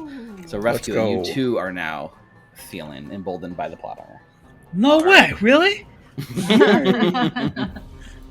So, second action, I will reload. Third action, I will hold a feint to aid with the next attack. Perfect. All right. It's a hell of a turn. Saruk. Oh, the turn indeed. Okay, so I think Saruk is going to just... Gotta There are people with one explosions. Alchemist fire off his inventory sheet because you blew it up. Anyways. You shot the loot! Yeah. Oh, gosh, I guess. There is... and Because there's crowds even around these people, so some of them moved away, but like as the Alchemist fire exploded, his tent's burning, and you could see like... These explosions have collateral damage here, right? Yeah, for sure. So, like, are any of these, like, difficult terrain from pushing through a crowd? Or... How I dare. think I'm going to say no, just to keep things easy. Excellent. So we're gonna 5. Plus, you're big enough. People are moving out of your way if you come out. 5, 10. Saruk is gonna just stride to the edge of the bridge and raise a shield, which he doesn't have equipped. Put your shield on! Put your shield on, Saruk. You can't always use it to trigger golf-based traps. Ooh, that's a shiny new aura that I am not used to seeing. That is pretty. Okay, that'll do it for me. That was 2 strides? Yeah, stride, raise a shield. All right. Up next. Oh, I guess technically, Anita, you've been holding your action. Did you want to go now? No, Not yet? Okay. So up next comes these people. So the one that's on fire, like, enjoys like the burning sensation. You actually watch as they come out from behind where they are, and they take a stride action to move to here, very calmly and casually. As they do that, they've drawn with each hand while they're burning an alchemist fire in each hand, and they're just like and like walking right at you, Refugee, and makes 2 strikes. He's using a thing he has called bombing run, which is draws 2 bombs, strides, and makes 2 strikes during the stride. So either at any point, either after or during. So this is still 30 feet. They don't have the passive that increases their range. So this is at a -1 penalty or -2 range penalty, which is cool. So let's throw 2 alchemist fires at you. The first one is a 16, which misses thanks to the range penalty. So that it misses you. The fire does hit the ground, splashes out. It deals 1 point of fire damage to Hal and Refugee. So you can take that 1 fire splash damage. And then it throws the second one as well, with the penalty. 16 also misses, so you guys just take another splash damage. And it's used 2 more of its alchemist fires. This one has popped out, and like Saruk, you got your shield raised. No, it has. He has his battle plan. So he actually strides. He does the same thing. He does the bombing run thing, which is 2 actions. Strides like past you, Saruk. You got your shield up, and it just kind of like walks past you with the 2 things.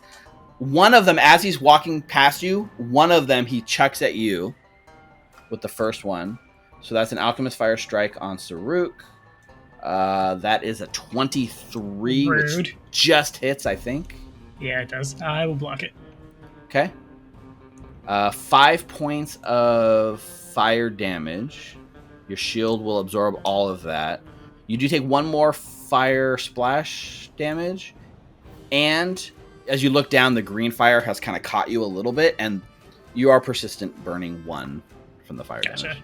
And with the second one, looks up and chucks it again, this time at Hal. Still at the range penalty and the map penalty. 17 is going to miss you by 1, I believe, with the range penalty. So you just take the 1 splash damage for you and Refuel.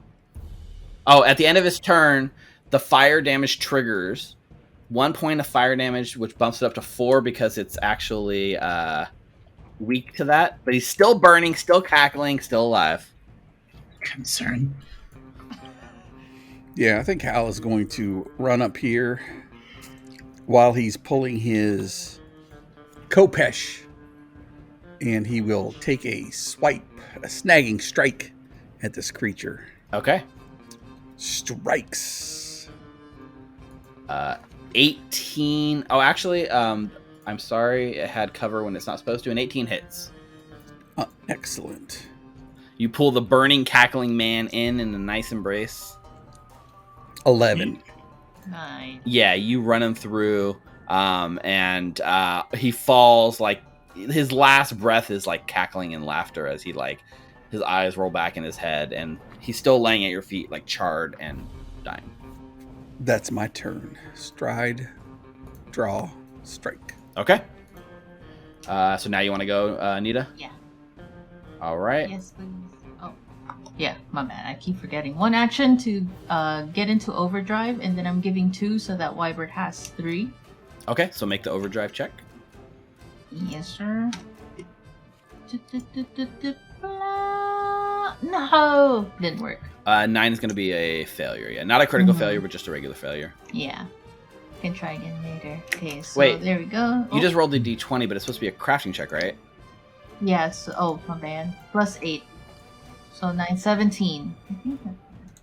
So 17 is a success. Oh, cool. My bad, guys.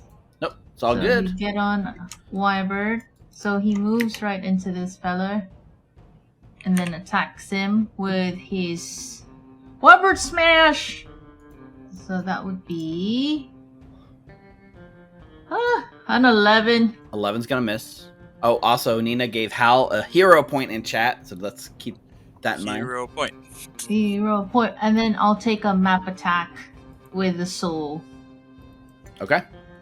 for his 3rd action. There we go. Alright, so Nice. 21 for Wybird. 21 will hit. Cool. So that's 2. Does it already have the... No, it doesn't yet. Yeah, we didn't add the effect to him, so that's 5, and then... Plus 2. Plus 2 is 7, yeah. 7. 7 points of damage to this fellow. And that's the end of my turn. Awesome. Up next is the gunner. So, the gunner...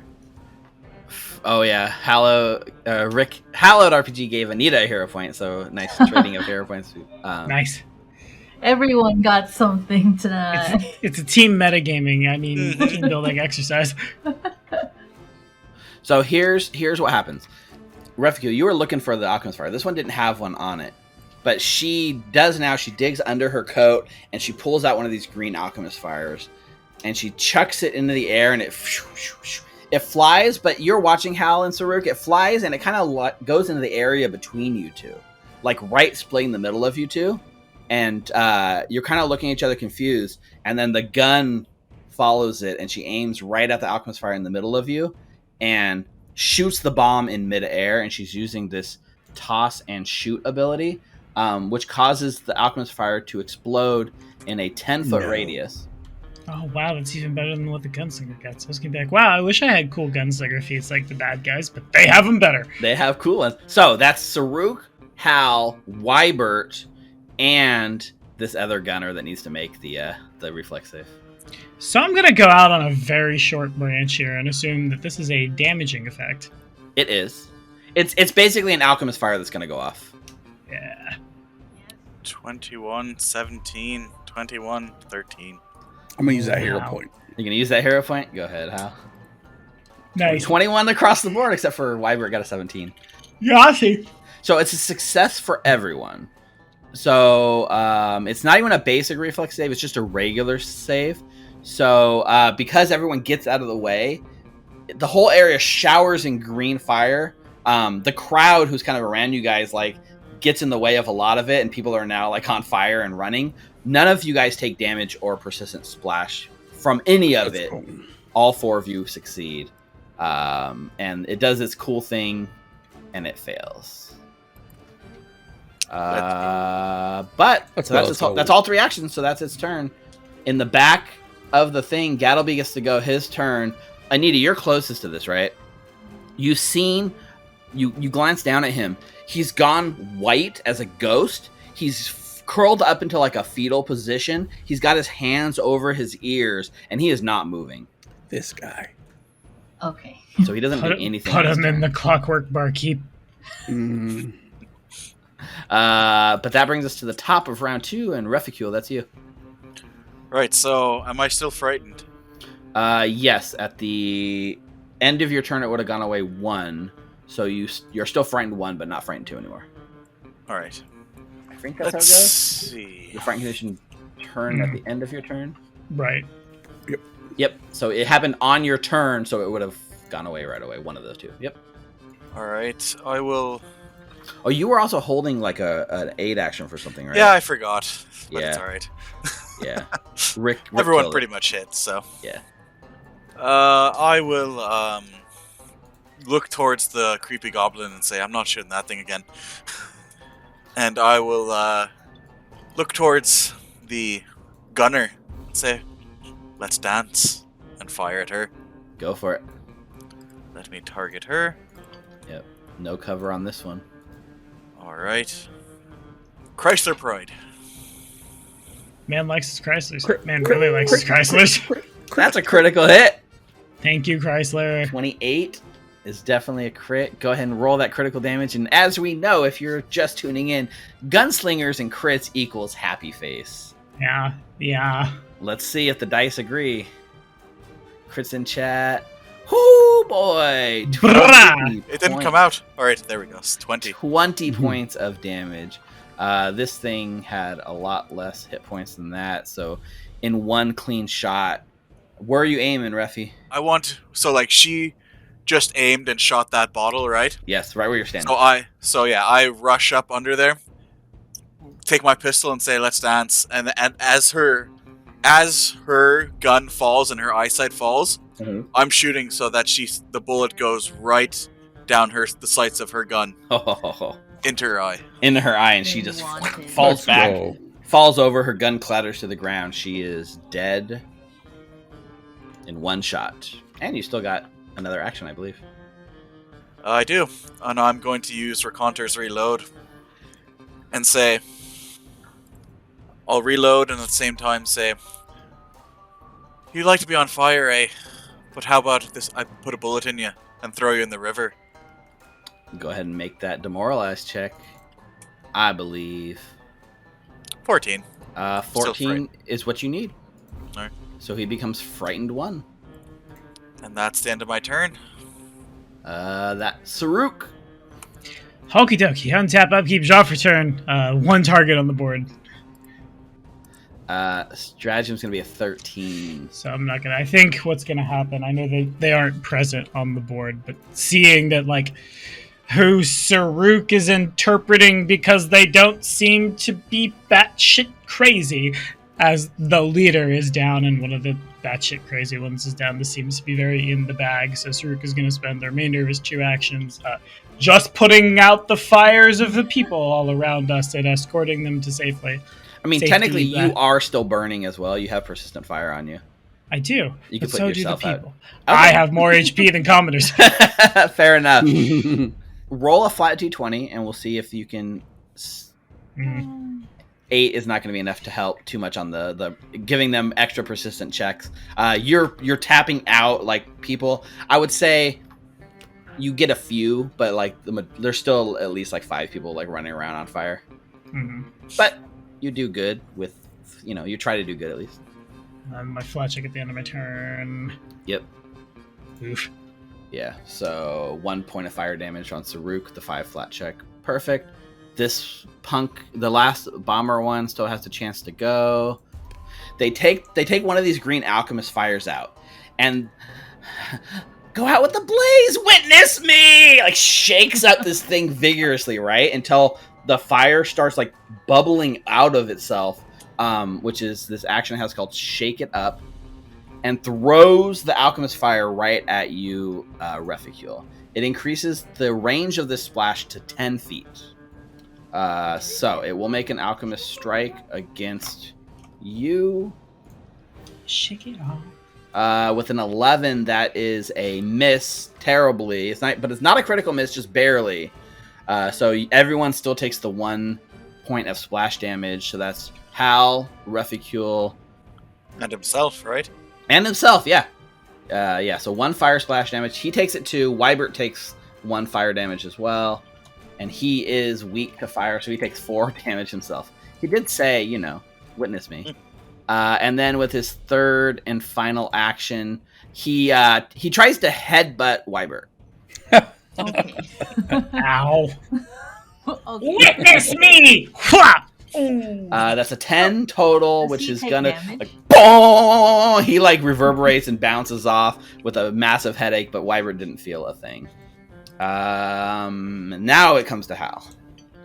All right. Let's say Hal is going to stride over to this creature, and he is going to snagging strike it Okay. with flanking, and his Yep. Wybert provides flanking strike there. is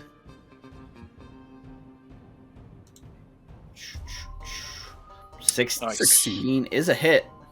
Nice. that's another 11 points of damage. That's enough to kill it. Woo! I was gonna say he wouldn't be frightened anymore at the end of his turn, but That is Because he'd true. be dead. But he's still, you're right on the frightened. Thanks for that. Take a hero point for catching that. But even with the frightened not there, it's still a hit. So, yeah. So, Hal, explain how you finish this, dude.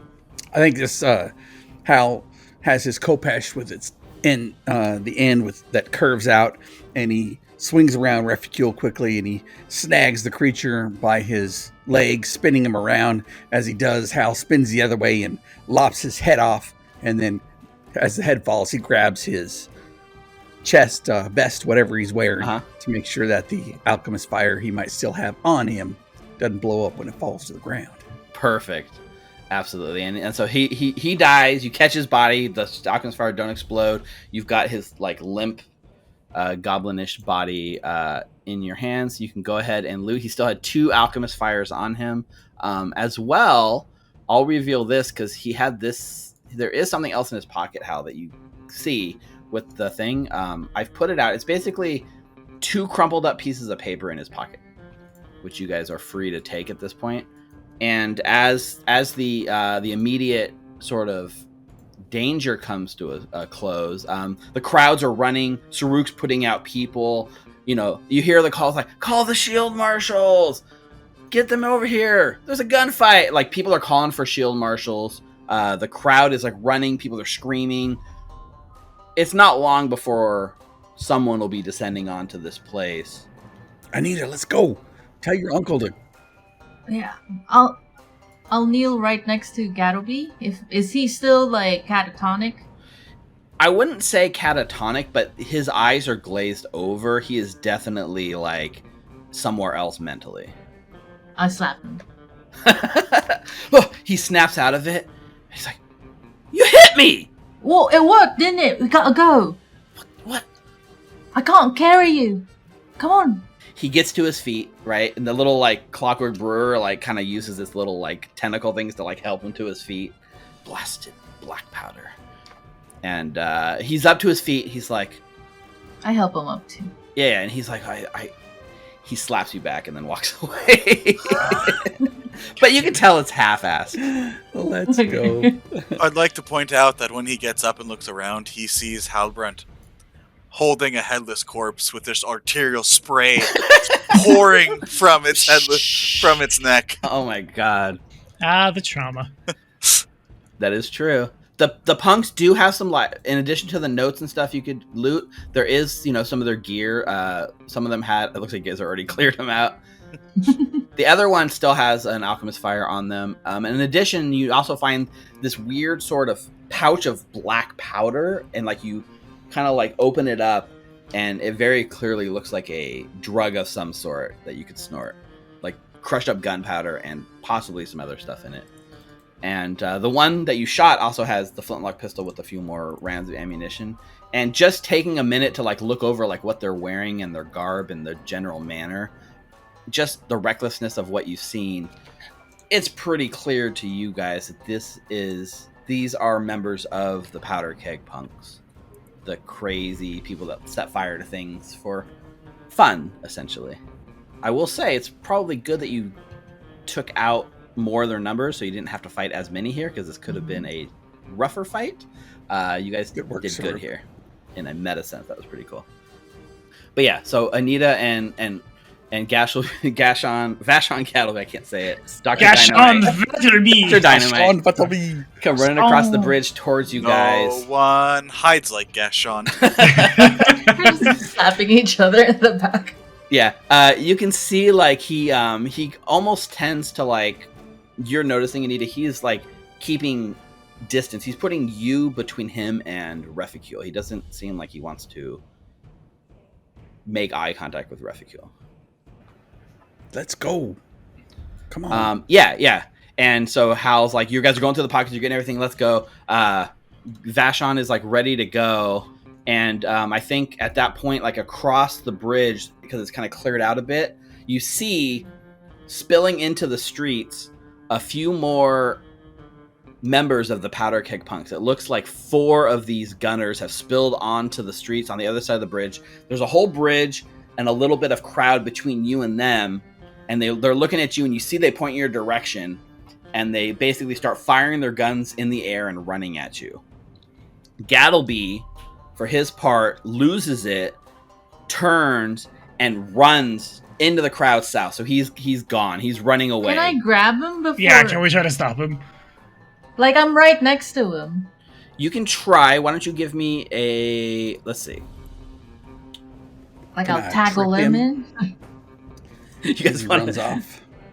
Everyone that wants to try, give me a athletics check to stop Gattlebee from getting away. Can I shoot his kneecap out? You absolutely can, yes. Can I ask the bartender bot to grab him? By the time you would ask them to grab it and the bartender bot would move over there, Vashon would already be running, I think. Chrysler Pride. No.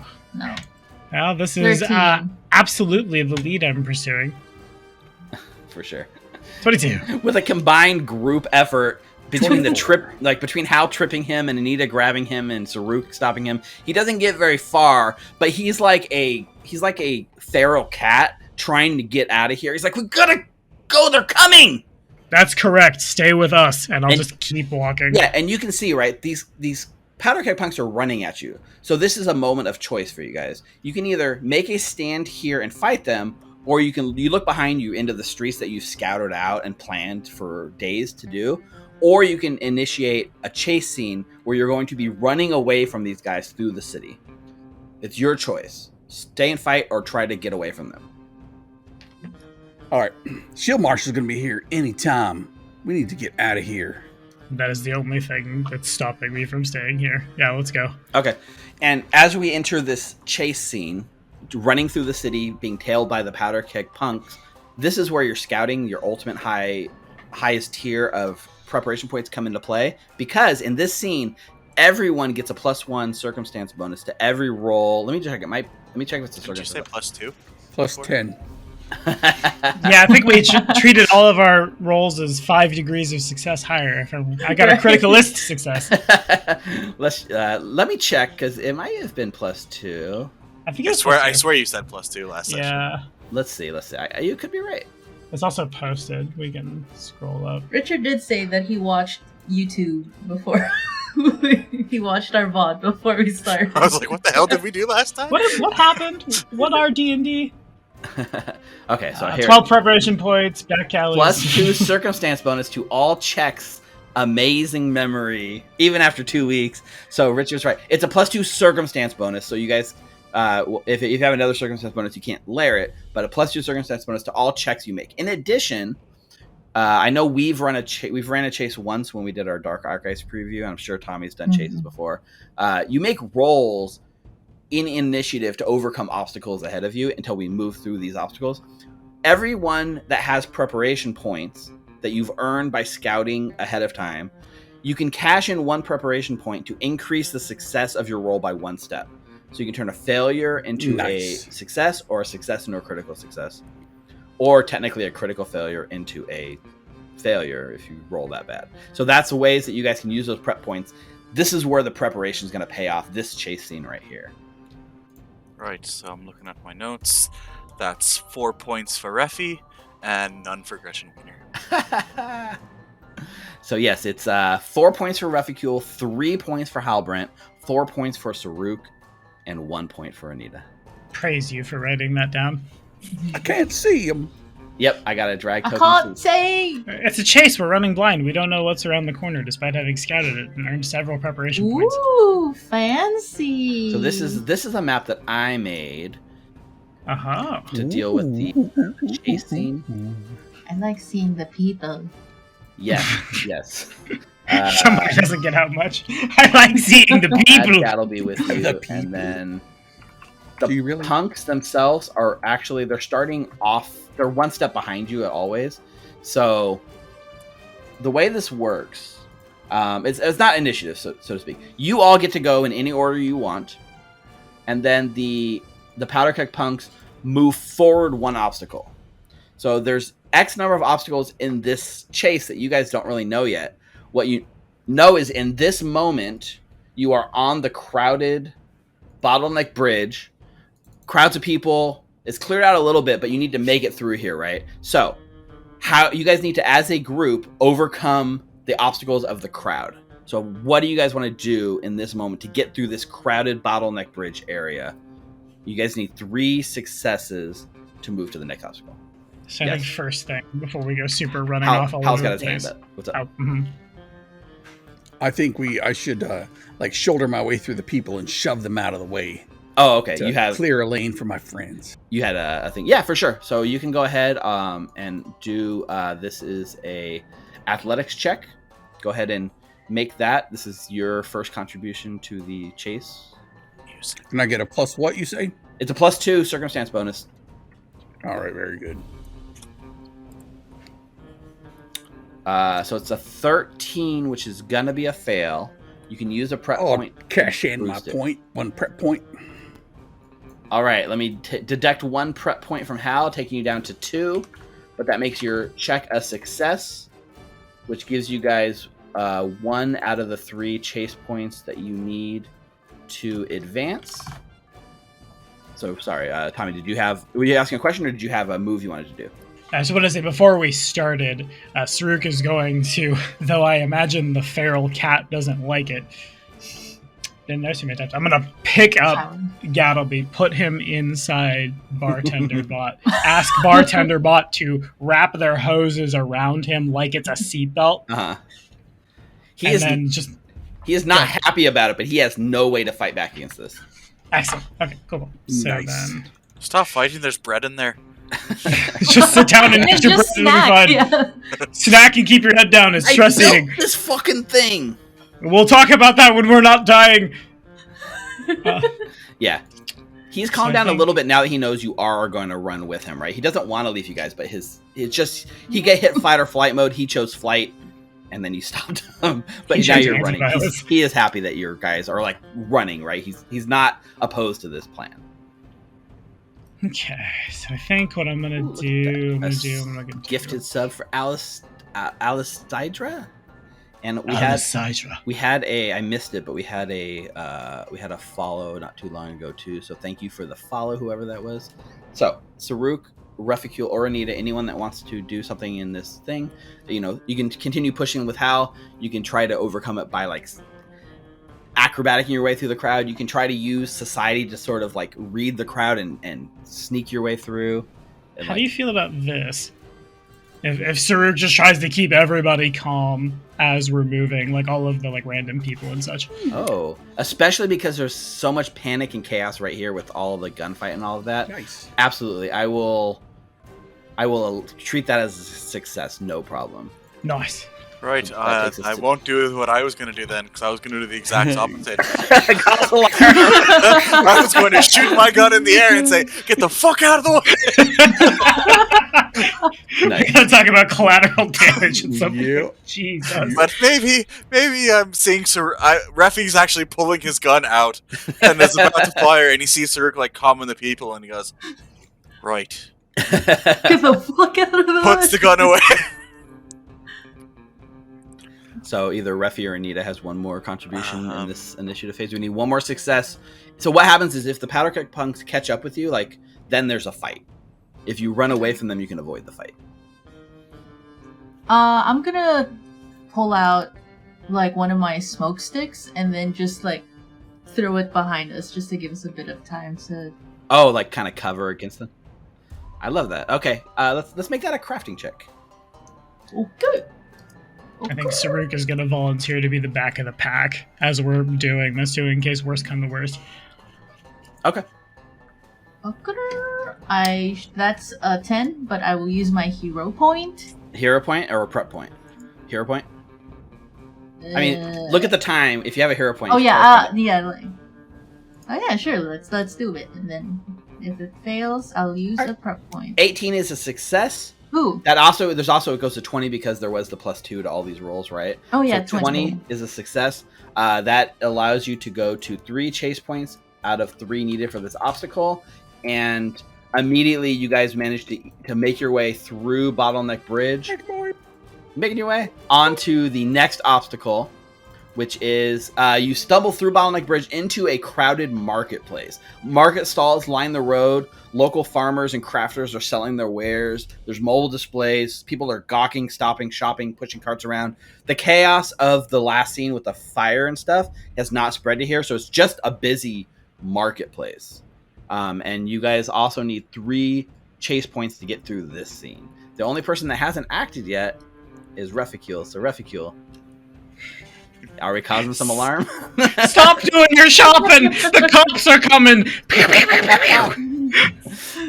Yeah, so...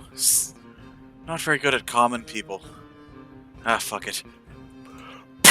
Everybody get the fuck out! Absolutely. So you're using an intimidation check to get everyone to move. Give me an intimidation check. In this case, actually, the intimidation is one of the lower DCs in this instance, so it's a good. Because everyone's panicking already. Yeah, there was. Yeah, exactly. Oh. I'm going to use a hero point. All right, let's hero point it. Come on.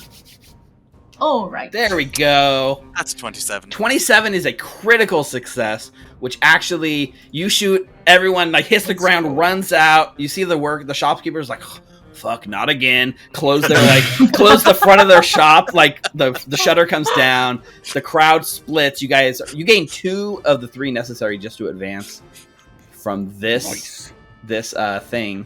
We each have our strengths. Behind you, the Powderkeg punks have advanced to the first obstacle, so they're still pushing their way through Bottleneck Bridge. Have not caught up to you yet.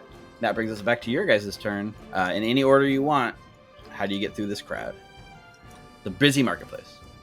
I think Hal would jump up on these eaves of the people around here and like fall on people and jump from roof to roof, ceiling to ceiling, across the eaves and pulling the strings to get people to either get tangled up with them or move them aside. I would like to use acrobatics to jump from place to place. Absolutely. That is 100% something you can do here. This is a little bit of a harder check than some of the other ones, but it is something you can do. So go ahead and make that acrobatics check. Well, hail. An 11 will be a hero points? No, failure. I would like to use one of my bonuses. One of those prep points. Yeah. So you cast your second prep point, so you have 1 left. But you turn this failure into a success, which bumps this chase up to 3 necessary points. You guys manage to successfully move through the busy marketplace and into the next scene. In this case, coming through the marketplace, Reficule, you found your labor march. There's a giant throng of people moving through the streets, chanting their like loud protest, like, hey, hey, ho, ho, these clockworks have got to go, hey, hey. And then they're chanting along. One more time. Hey, hey, ho, ho, these clockworks have got to go. Hold on. But you spilled out into this labor march. You look back, you can see the punks running, trying to get to the catch up to you. You need to get through like this like flow, right? You can either go with the flow or against the flow of the labor march. The other 3, other than Hal, still have an action for this round. What would you guys like to do to overcome the labor march? think Saruk is just going to get in them. If we're allowed to do the same thing more than once, I'm just gonna get into the crowd and just like, hey, this is all really good and really great, but a lot of people who want to do harm to the general area are coming. Maybe knock it off for the day. I don't mind the other way. this, but in this case, I don't think there's a panic or alarm. It's like the opposite, right? You can do what you're trying to do, but it's more of a diplomacy check rather than like the no cause for alarm. I don't think that skill works in this specific. Yeah, that's fair. I'll hold on to that for when I fumble this diplomacy check that's coming through. So diplomacy or society, depending on how you want to do it. Diplomacy would basically be asking for help from them. Society can like join the march and like blend in and move through it, or if you're asking them, if you just want them, are you just telling them like get the hell out of here because it's dangerous? Yeah, pretty much. I don't want to ask people who probably don't know how to fight to go fight. Right. I still think it's probably a diplomacy check on that one. So let's go ahead and make that. 17 is enough to get you 1 success. Note. Let's get us 2. I'll burn one of the things. All right, 2 on a critical success, 2 chase points. Note, there's 4 chase points needed for this specific obstacle. But that is good. We burn. Saruk goes down to 3 more prep points, and then Anita and Reficule still have actions.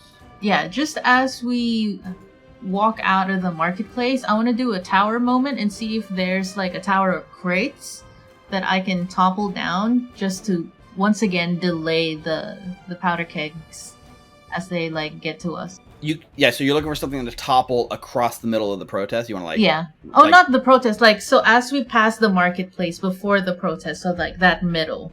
Okay. Because I don't want it to topple into the people. So like basically between the protest and the marketplace, you're trying to follow something. Okay, for sure. Let's do a crafting check on that.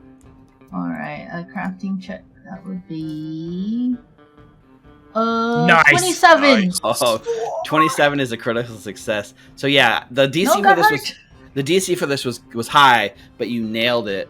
So you managed to basically find a stack of like crates, something. Yeah, Chris in chat. You managed to, in the alley leading into this protest, you fill it with debris. It's like the perfect thing. One pile tumbles into another, which tumbles into another. The whole alley is now like choked up, which buys you the 2 points needed to get through the labor protest.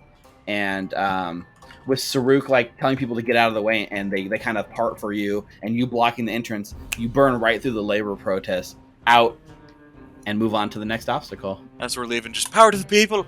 Indeed. Yeah, there's jump cut to behind us. There's a sad old man. My oysters! As off they are spilled all over the fucking place. Yeah, there is a like as you're looking at cabbages. I was saying like cabbages. One of the chants you hear like in the back of the protest is like, "Turn it up, turn it down, listen to us, or we burn it down." It's. I came very close to playing a very different character for this, and I would have just going this way. It does seem like there is a bit of violent sentiment near this edge of the protest, but you managed to get through that section. Spin the corner. Oh no, this is one of the various road construction projects in this area. It looks like a sinkhole has opened up in the middle of the street and swallowed a carriage whole. There's a construction crew working here trying to repair the sinkhole. You have to go through the work site to get out of here, or double back and like lose progress. I think Refuge is the only one that hasn't gone, right?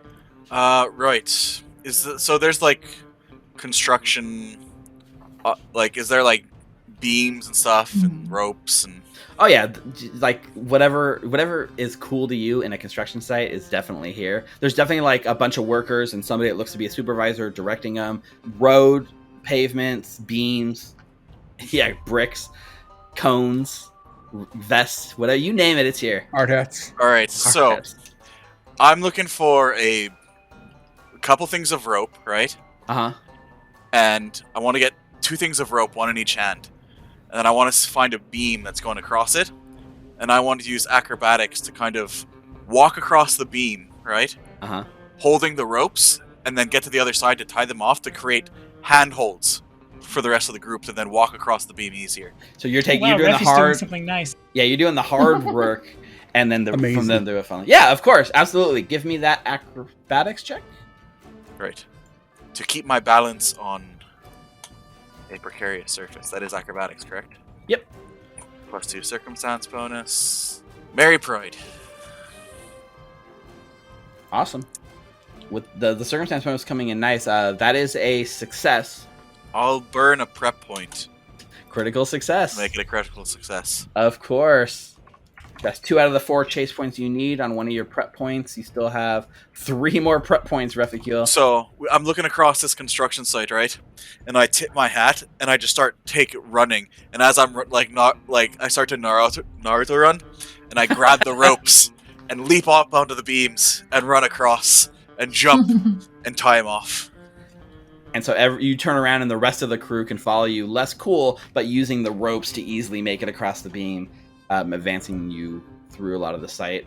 Behind you guys, the Powderkeg punks have busted through Bottleneck Bridge into the marketplace where people are still like hiding from like the gunshots, and it's kind of thinning out. And they're like just chasing after you guys. They're way behind you guys. You guys are making short work of this with all your prep. So we come around for another group checks.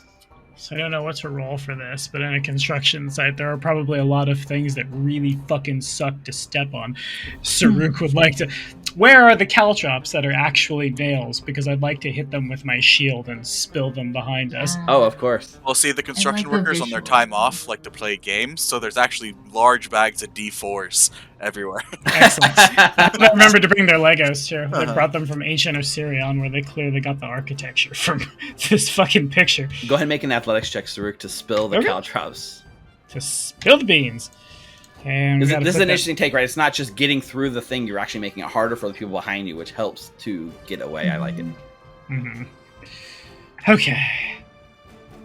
Hurrah! Well, that was really bad. I'll just go ahead and use one of my prep points and turn it into a success. I'm sorry, I really need to do this. It's important. Trust me. Pushes person away, hits with shield, keeps running. Yep, that turns a failure into a success, which gives you 3 out of the 4 points you need for this obstacle. Anyone else? Would you like some bread? Gattlebee's like, hey, I was eating that. Just snatches one out of his mouth.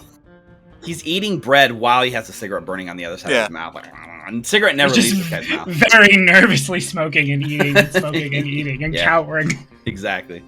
I'll go to 2 of the construction workers that are on break and each give them a Tanglefoot bag each and say, "Hello, my name's Nia. We're actually trying to run away from a couple of people that are trying to chase us. So, if you see them, just throw this at them. It'll slow them down, please." And then I give them 1 each. Okay. Society? Diplomacy. Diplomacy? So I'm gonna, for what it's worth, Saruk's gonna do the thing that he knows where the button is and remembers it. Oh, there we go. Clue in. Yes. That's a Is that a circumstance bonus? Because you already have +2 circumstance bonus. Oh, yeah, fair. So it won't Okay. stack, unfortunately. But I won't do that. A 10, but I'll use a prep point to There turn we go. that into a success. Your 1 prep point coming in clutch, turning this. So as your last prep point, that turns this failure into a success. It's my only prep point. They take it from you, look at each other, and as you're walking away, you hear them arguing over who's gonna actually hit the target better, and they're doing a bet with each other to see who can actually put money on who's gonna make the throw better. So they've bought into your request. That's your 4th chase point as Let's you run go. on to the 5th A obstacle. showdown. Oof. Yeah. So All right. Hey, look, it's Halbert Beachwood standing about We to moved shoot in- somebody. Yeah, you move in. There's in the middle of the street. There's 2 gunslingers staring at each other, cloak back, hand right. They're getting ready. They're in the middle of a duel. There's groups of bystanders hiding around the edge, looking behind barrels. It's a tense situation, and you guys need to run right through the middle of this duel and hopefully not get shot. How do you make it through the duel without getting shot, you guys? So you know that thing that I have that lets me prep very specific niche skills every day? Yes. So I took criminal justice lore today. Awesome.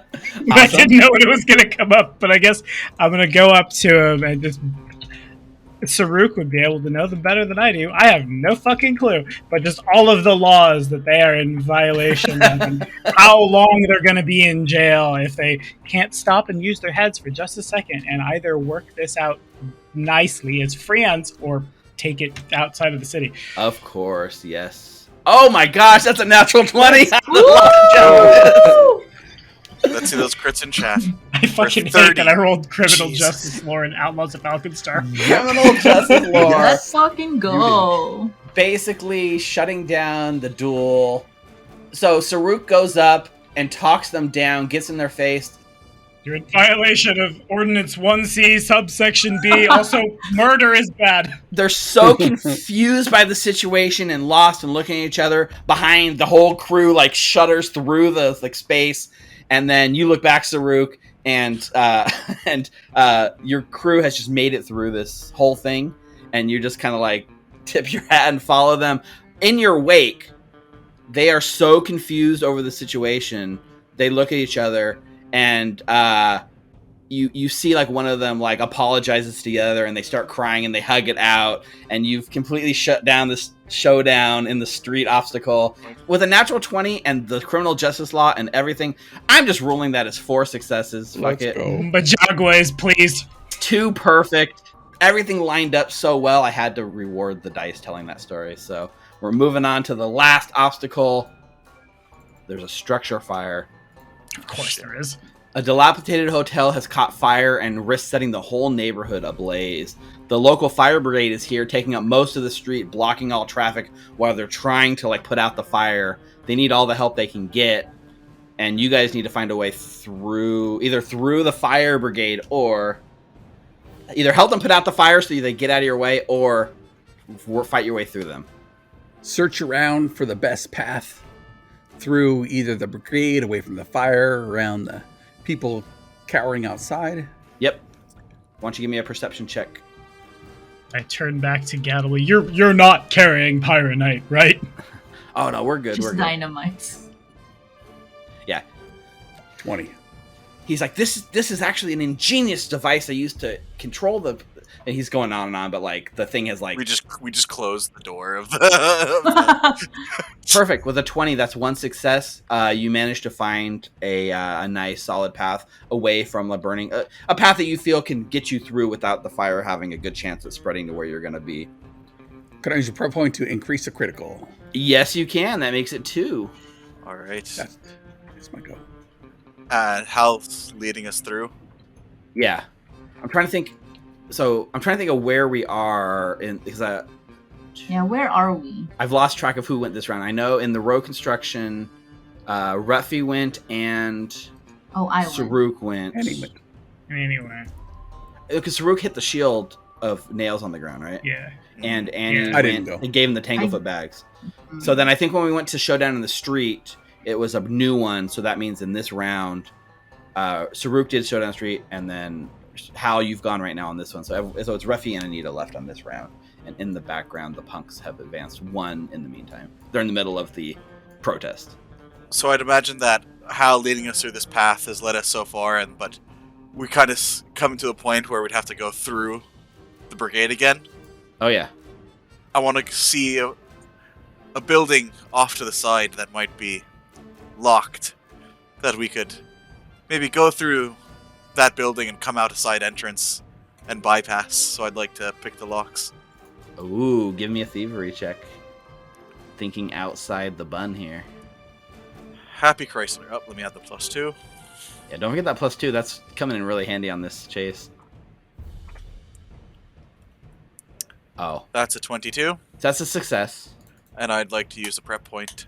Of course, burning it up to 4 out of the 5 points needed to get through the fire. You've come into a shop. You're so clear. I think maybe the shop is a good way out, and then there's a little bit of fire still spreading. Just a little bit more, and there's freedom. Anita, how do you save the day? I would like to follow where the hose is, see where the fire hydrant is, and then with my repair tools, I would like to increase the water pressure so that they Pump it can up. take out. Yeah, so they Hell could. yeah. She really put is this out fire here out. overdriving a fire hydrant. Yep, Yep. exactly. Let's make that a crafting check.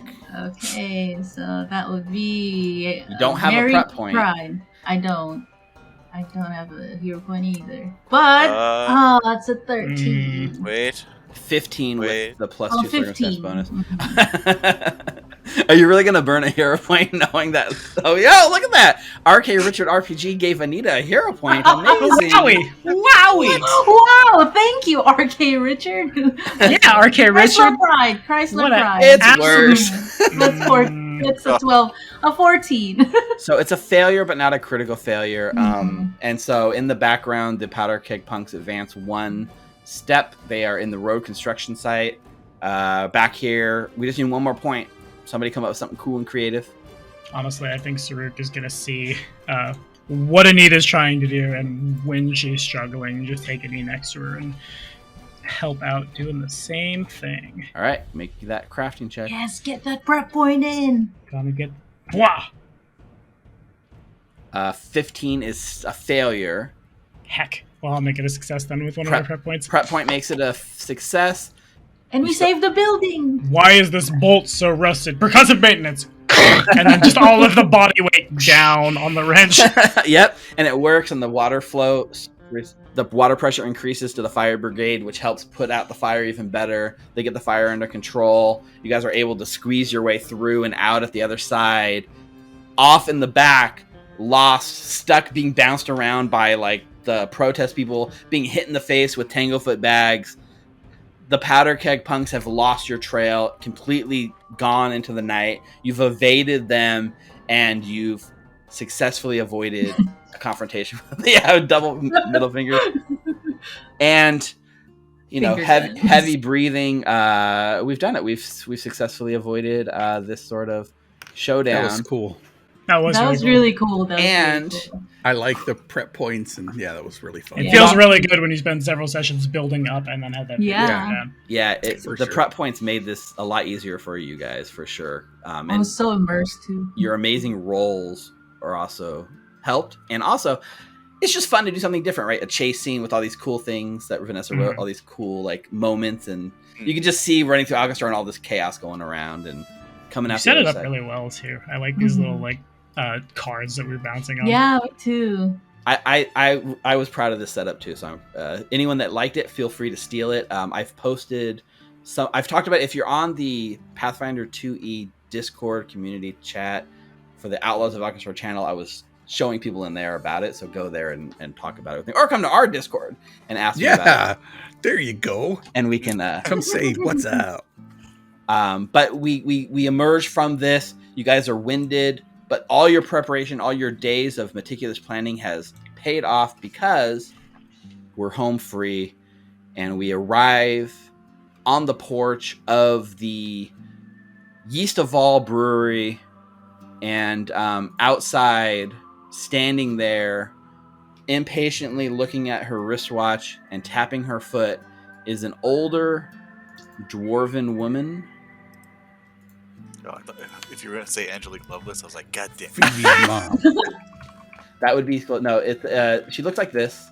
She's an older, aged dwarven woman, darker hair, and you see her just like standing. She looks up at you guys, and there's this motley crew of people that kind of come out, and she sees one of her machineries coming towards her, and she looks kind of confused. And like in the tangle of tubes, like Vashon's head kind of comes up eye level, and she like makes eye contact with them, and she just goes, hum. And then he goes, you might want to let me out of this. And I think that's where we fade out at the end of tonight's session, with Vashon reunited with a strange woman. Level 3 from his past. We evaded level 2. Almost. We will definitely be at level 3 next session, I'm pretty sure. Nice. 99% sure. 99% Excellent. sure. But we're not quite there yet. I will say this is the moment when you would then go into the Yeast of All brewery, but you kind of did this already. So all you need to do is figure out what he's here for. And as of yet, you don't know, but we will find out next week on the next episode of Outlaws of Alkenstar. But that's going to do it for tonight. I hope you guys had fun. Oh, I did. That was really fun. I really Yeah. enjoyed that Mhm. chase. Mhm. Yeah. I do like the chase mechanics and how you can do fun things, and I just love you guys coming up with creative solutions to things. Some of the solutions are, obvious, and some are like very interesting. And Naruto running across a beam. Cool. Get the fuck out! So, Excuse me, you're violating code. oh my! I took law today. Oh, I did. The whole fucking time I was like, why did I take chameleon Lawyer lore the or shit out of something? this. Yeah, pretty much. It worked out. It was so amazing. I had to reward that like awesomeness. So This is murder. right. Pretty much you carried your way out of the situation. That's so funny. Before we go, big shout out to everyone who supports us at Recall Knowledge on our Patreon. You make everything we do here possible. Big thanks, David Sims, our big headliner. He's been with us forever at the highest, like one of our highest tiers. David, you are amazing. Also, big shout outs to Jason Irvin, Mikkel Waltz, Mark Paquette, and Sandra Wagner. You guys are also there supporting us each week. Gracias. Big shout out. We can feel your love, and hopefully you can feel ours back to you guys. Thank you. And if you too are enjoying this content and you too want to make more of this possible, head on over to patreon.com/recallknowledge. I'll tell you a secret. This week, we're going to be releasing a preview to our Patreons of our next show that doesn't air until next month. We did a sneak peek pre-stream recording that we happened to record, and we are going to release it only for our patrons. It will not be available to the public. It's only available for our patrons. Good. Go check out Bastion, GM'd by Richard down there, and then it's cool. So mean, so good. It is mean for sure. Big shout out. Dark does. Yes. Also, if you're on our Patreon, you get these videos. If you're watching this on YouTube, you get access to these videos a week before they go live on YouTube for our patrons, so you can stay up. And in our Discord, you have direct chat to us and some private subscriber channels that we talk about all kinds of random things and have fun with our general subscribers. And most of the action Bastion way before we announced it, so that's true. They knew about it before. They knew about all these characters before we went live. It's just a fun way to chat with us about whatever randomness we want to talk about. That's where most of the action on our Discord is. Also, can't go without giving a huge shout out to Molten Hosting. So hot. Providing our server hosting, making it easy. Use the referral code Recall Knowledge. One word. And you get your first month for free. Check them out at moltenhosting.com. Go check out Tommy's project, the Natal Ancestry, right? Yes. Yeah. Super cool. And this week I'm still like processing Dark Archive TBH because the formatting is so like, here's some lore, here's a one shot, would you like an archetype? And then just like scroll down through that book. But I definitely am going to be putting out a lot of Dark Archive content in like the next month. Nice. Like, Dark Archive I don't want to spoil it too much. Today's the first day you can have it, a street date. Some subscribers and stuff we would have had it earlier. I haven't looked at it yet. I haven't even had a chance to crack it open, so I'll be watching for your videos to The first one we're doing is, I thought I was gonna, like, I started like, oh, I'm gonna build this, then I'm gonna build that, then I made like 6 different like spreadsheets of things. It's actually, I'm using the psychic as an archetype first, as opposed to anything else on something that already exists, because there were that many cool toys on it. Very it's just cool. I like the idea of the mini like one shots tied to each like chapter and stuff. It's an interesting approach to like lore books for sure. Yeah. Play a fruit. I'm gonna make a Natal named Jack. Do it. I thought you were going to be Make dirty. the best vegan barbecue out of it. Why Jack? Yeah. Jackfruit. Mm-hmm. Yeah. Jackfruit. Got it. Serves durian. Mm-hmm. So make sure to check all that out. Dark Archives, Natal Ancestry. We'll be back next week. We're not taking a week off. Woo! We're not. We're going to be playing 2 weeks in a row.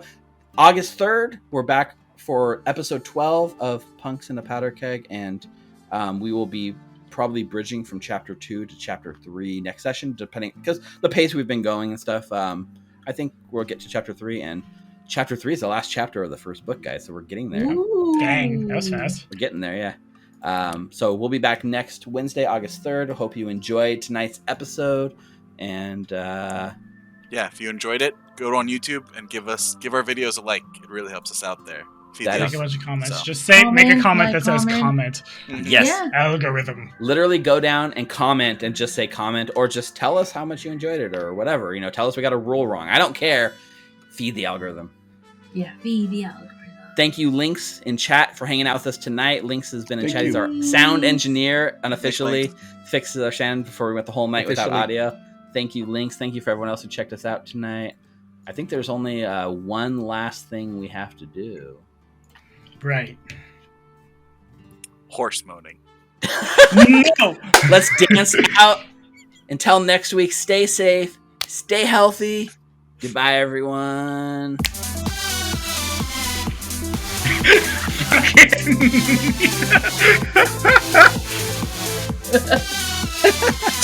Fucking-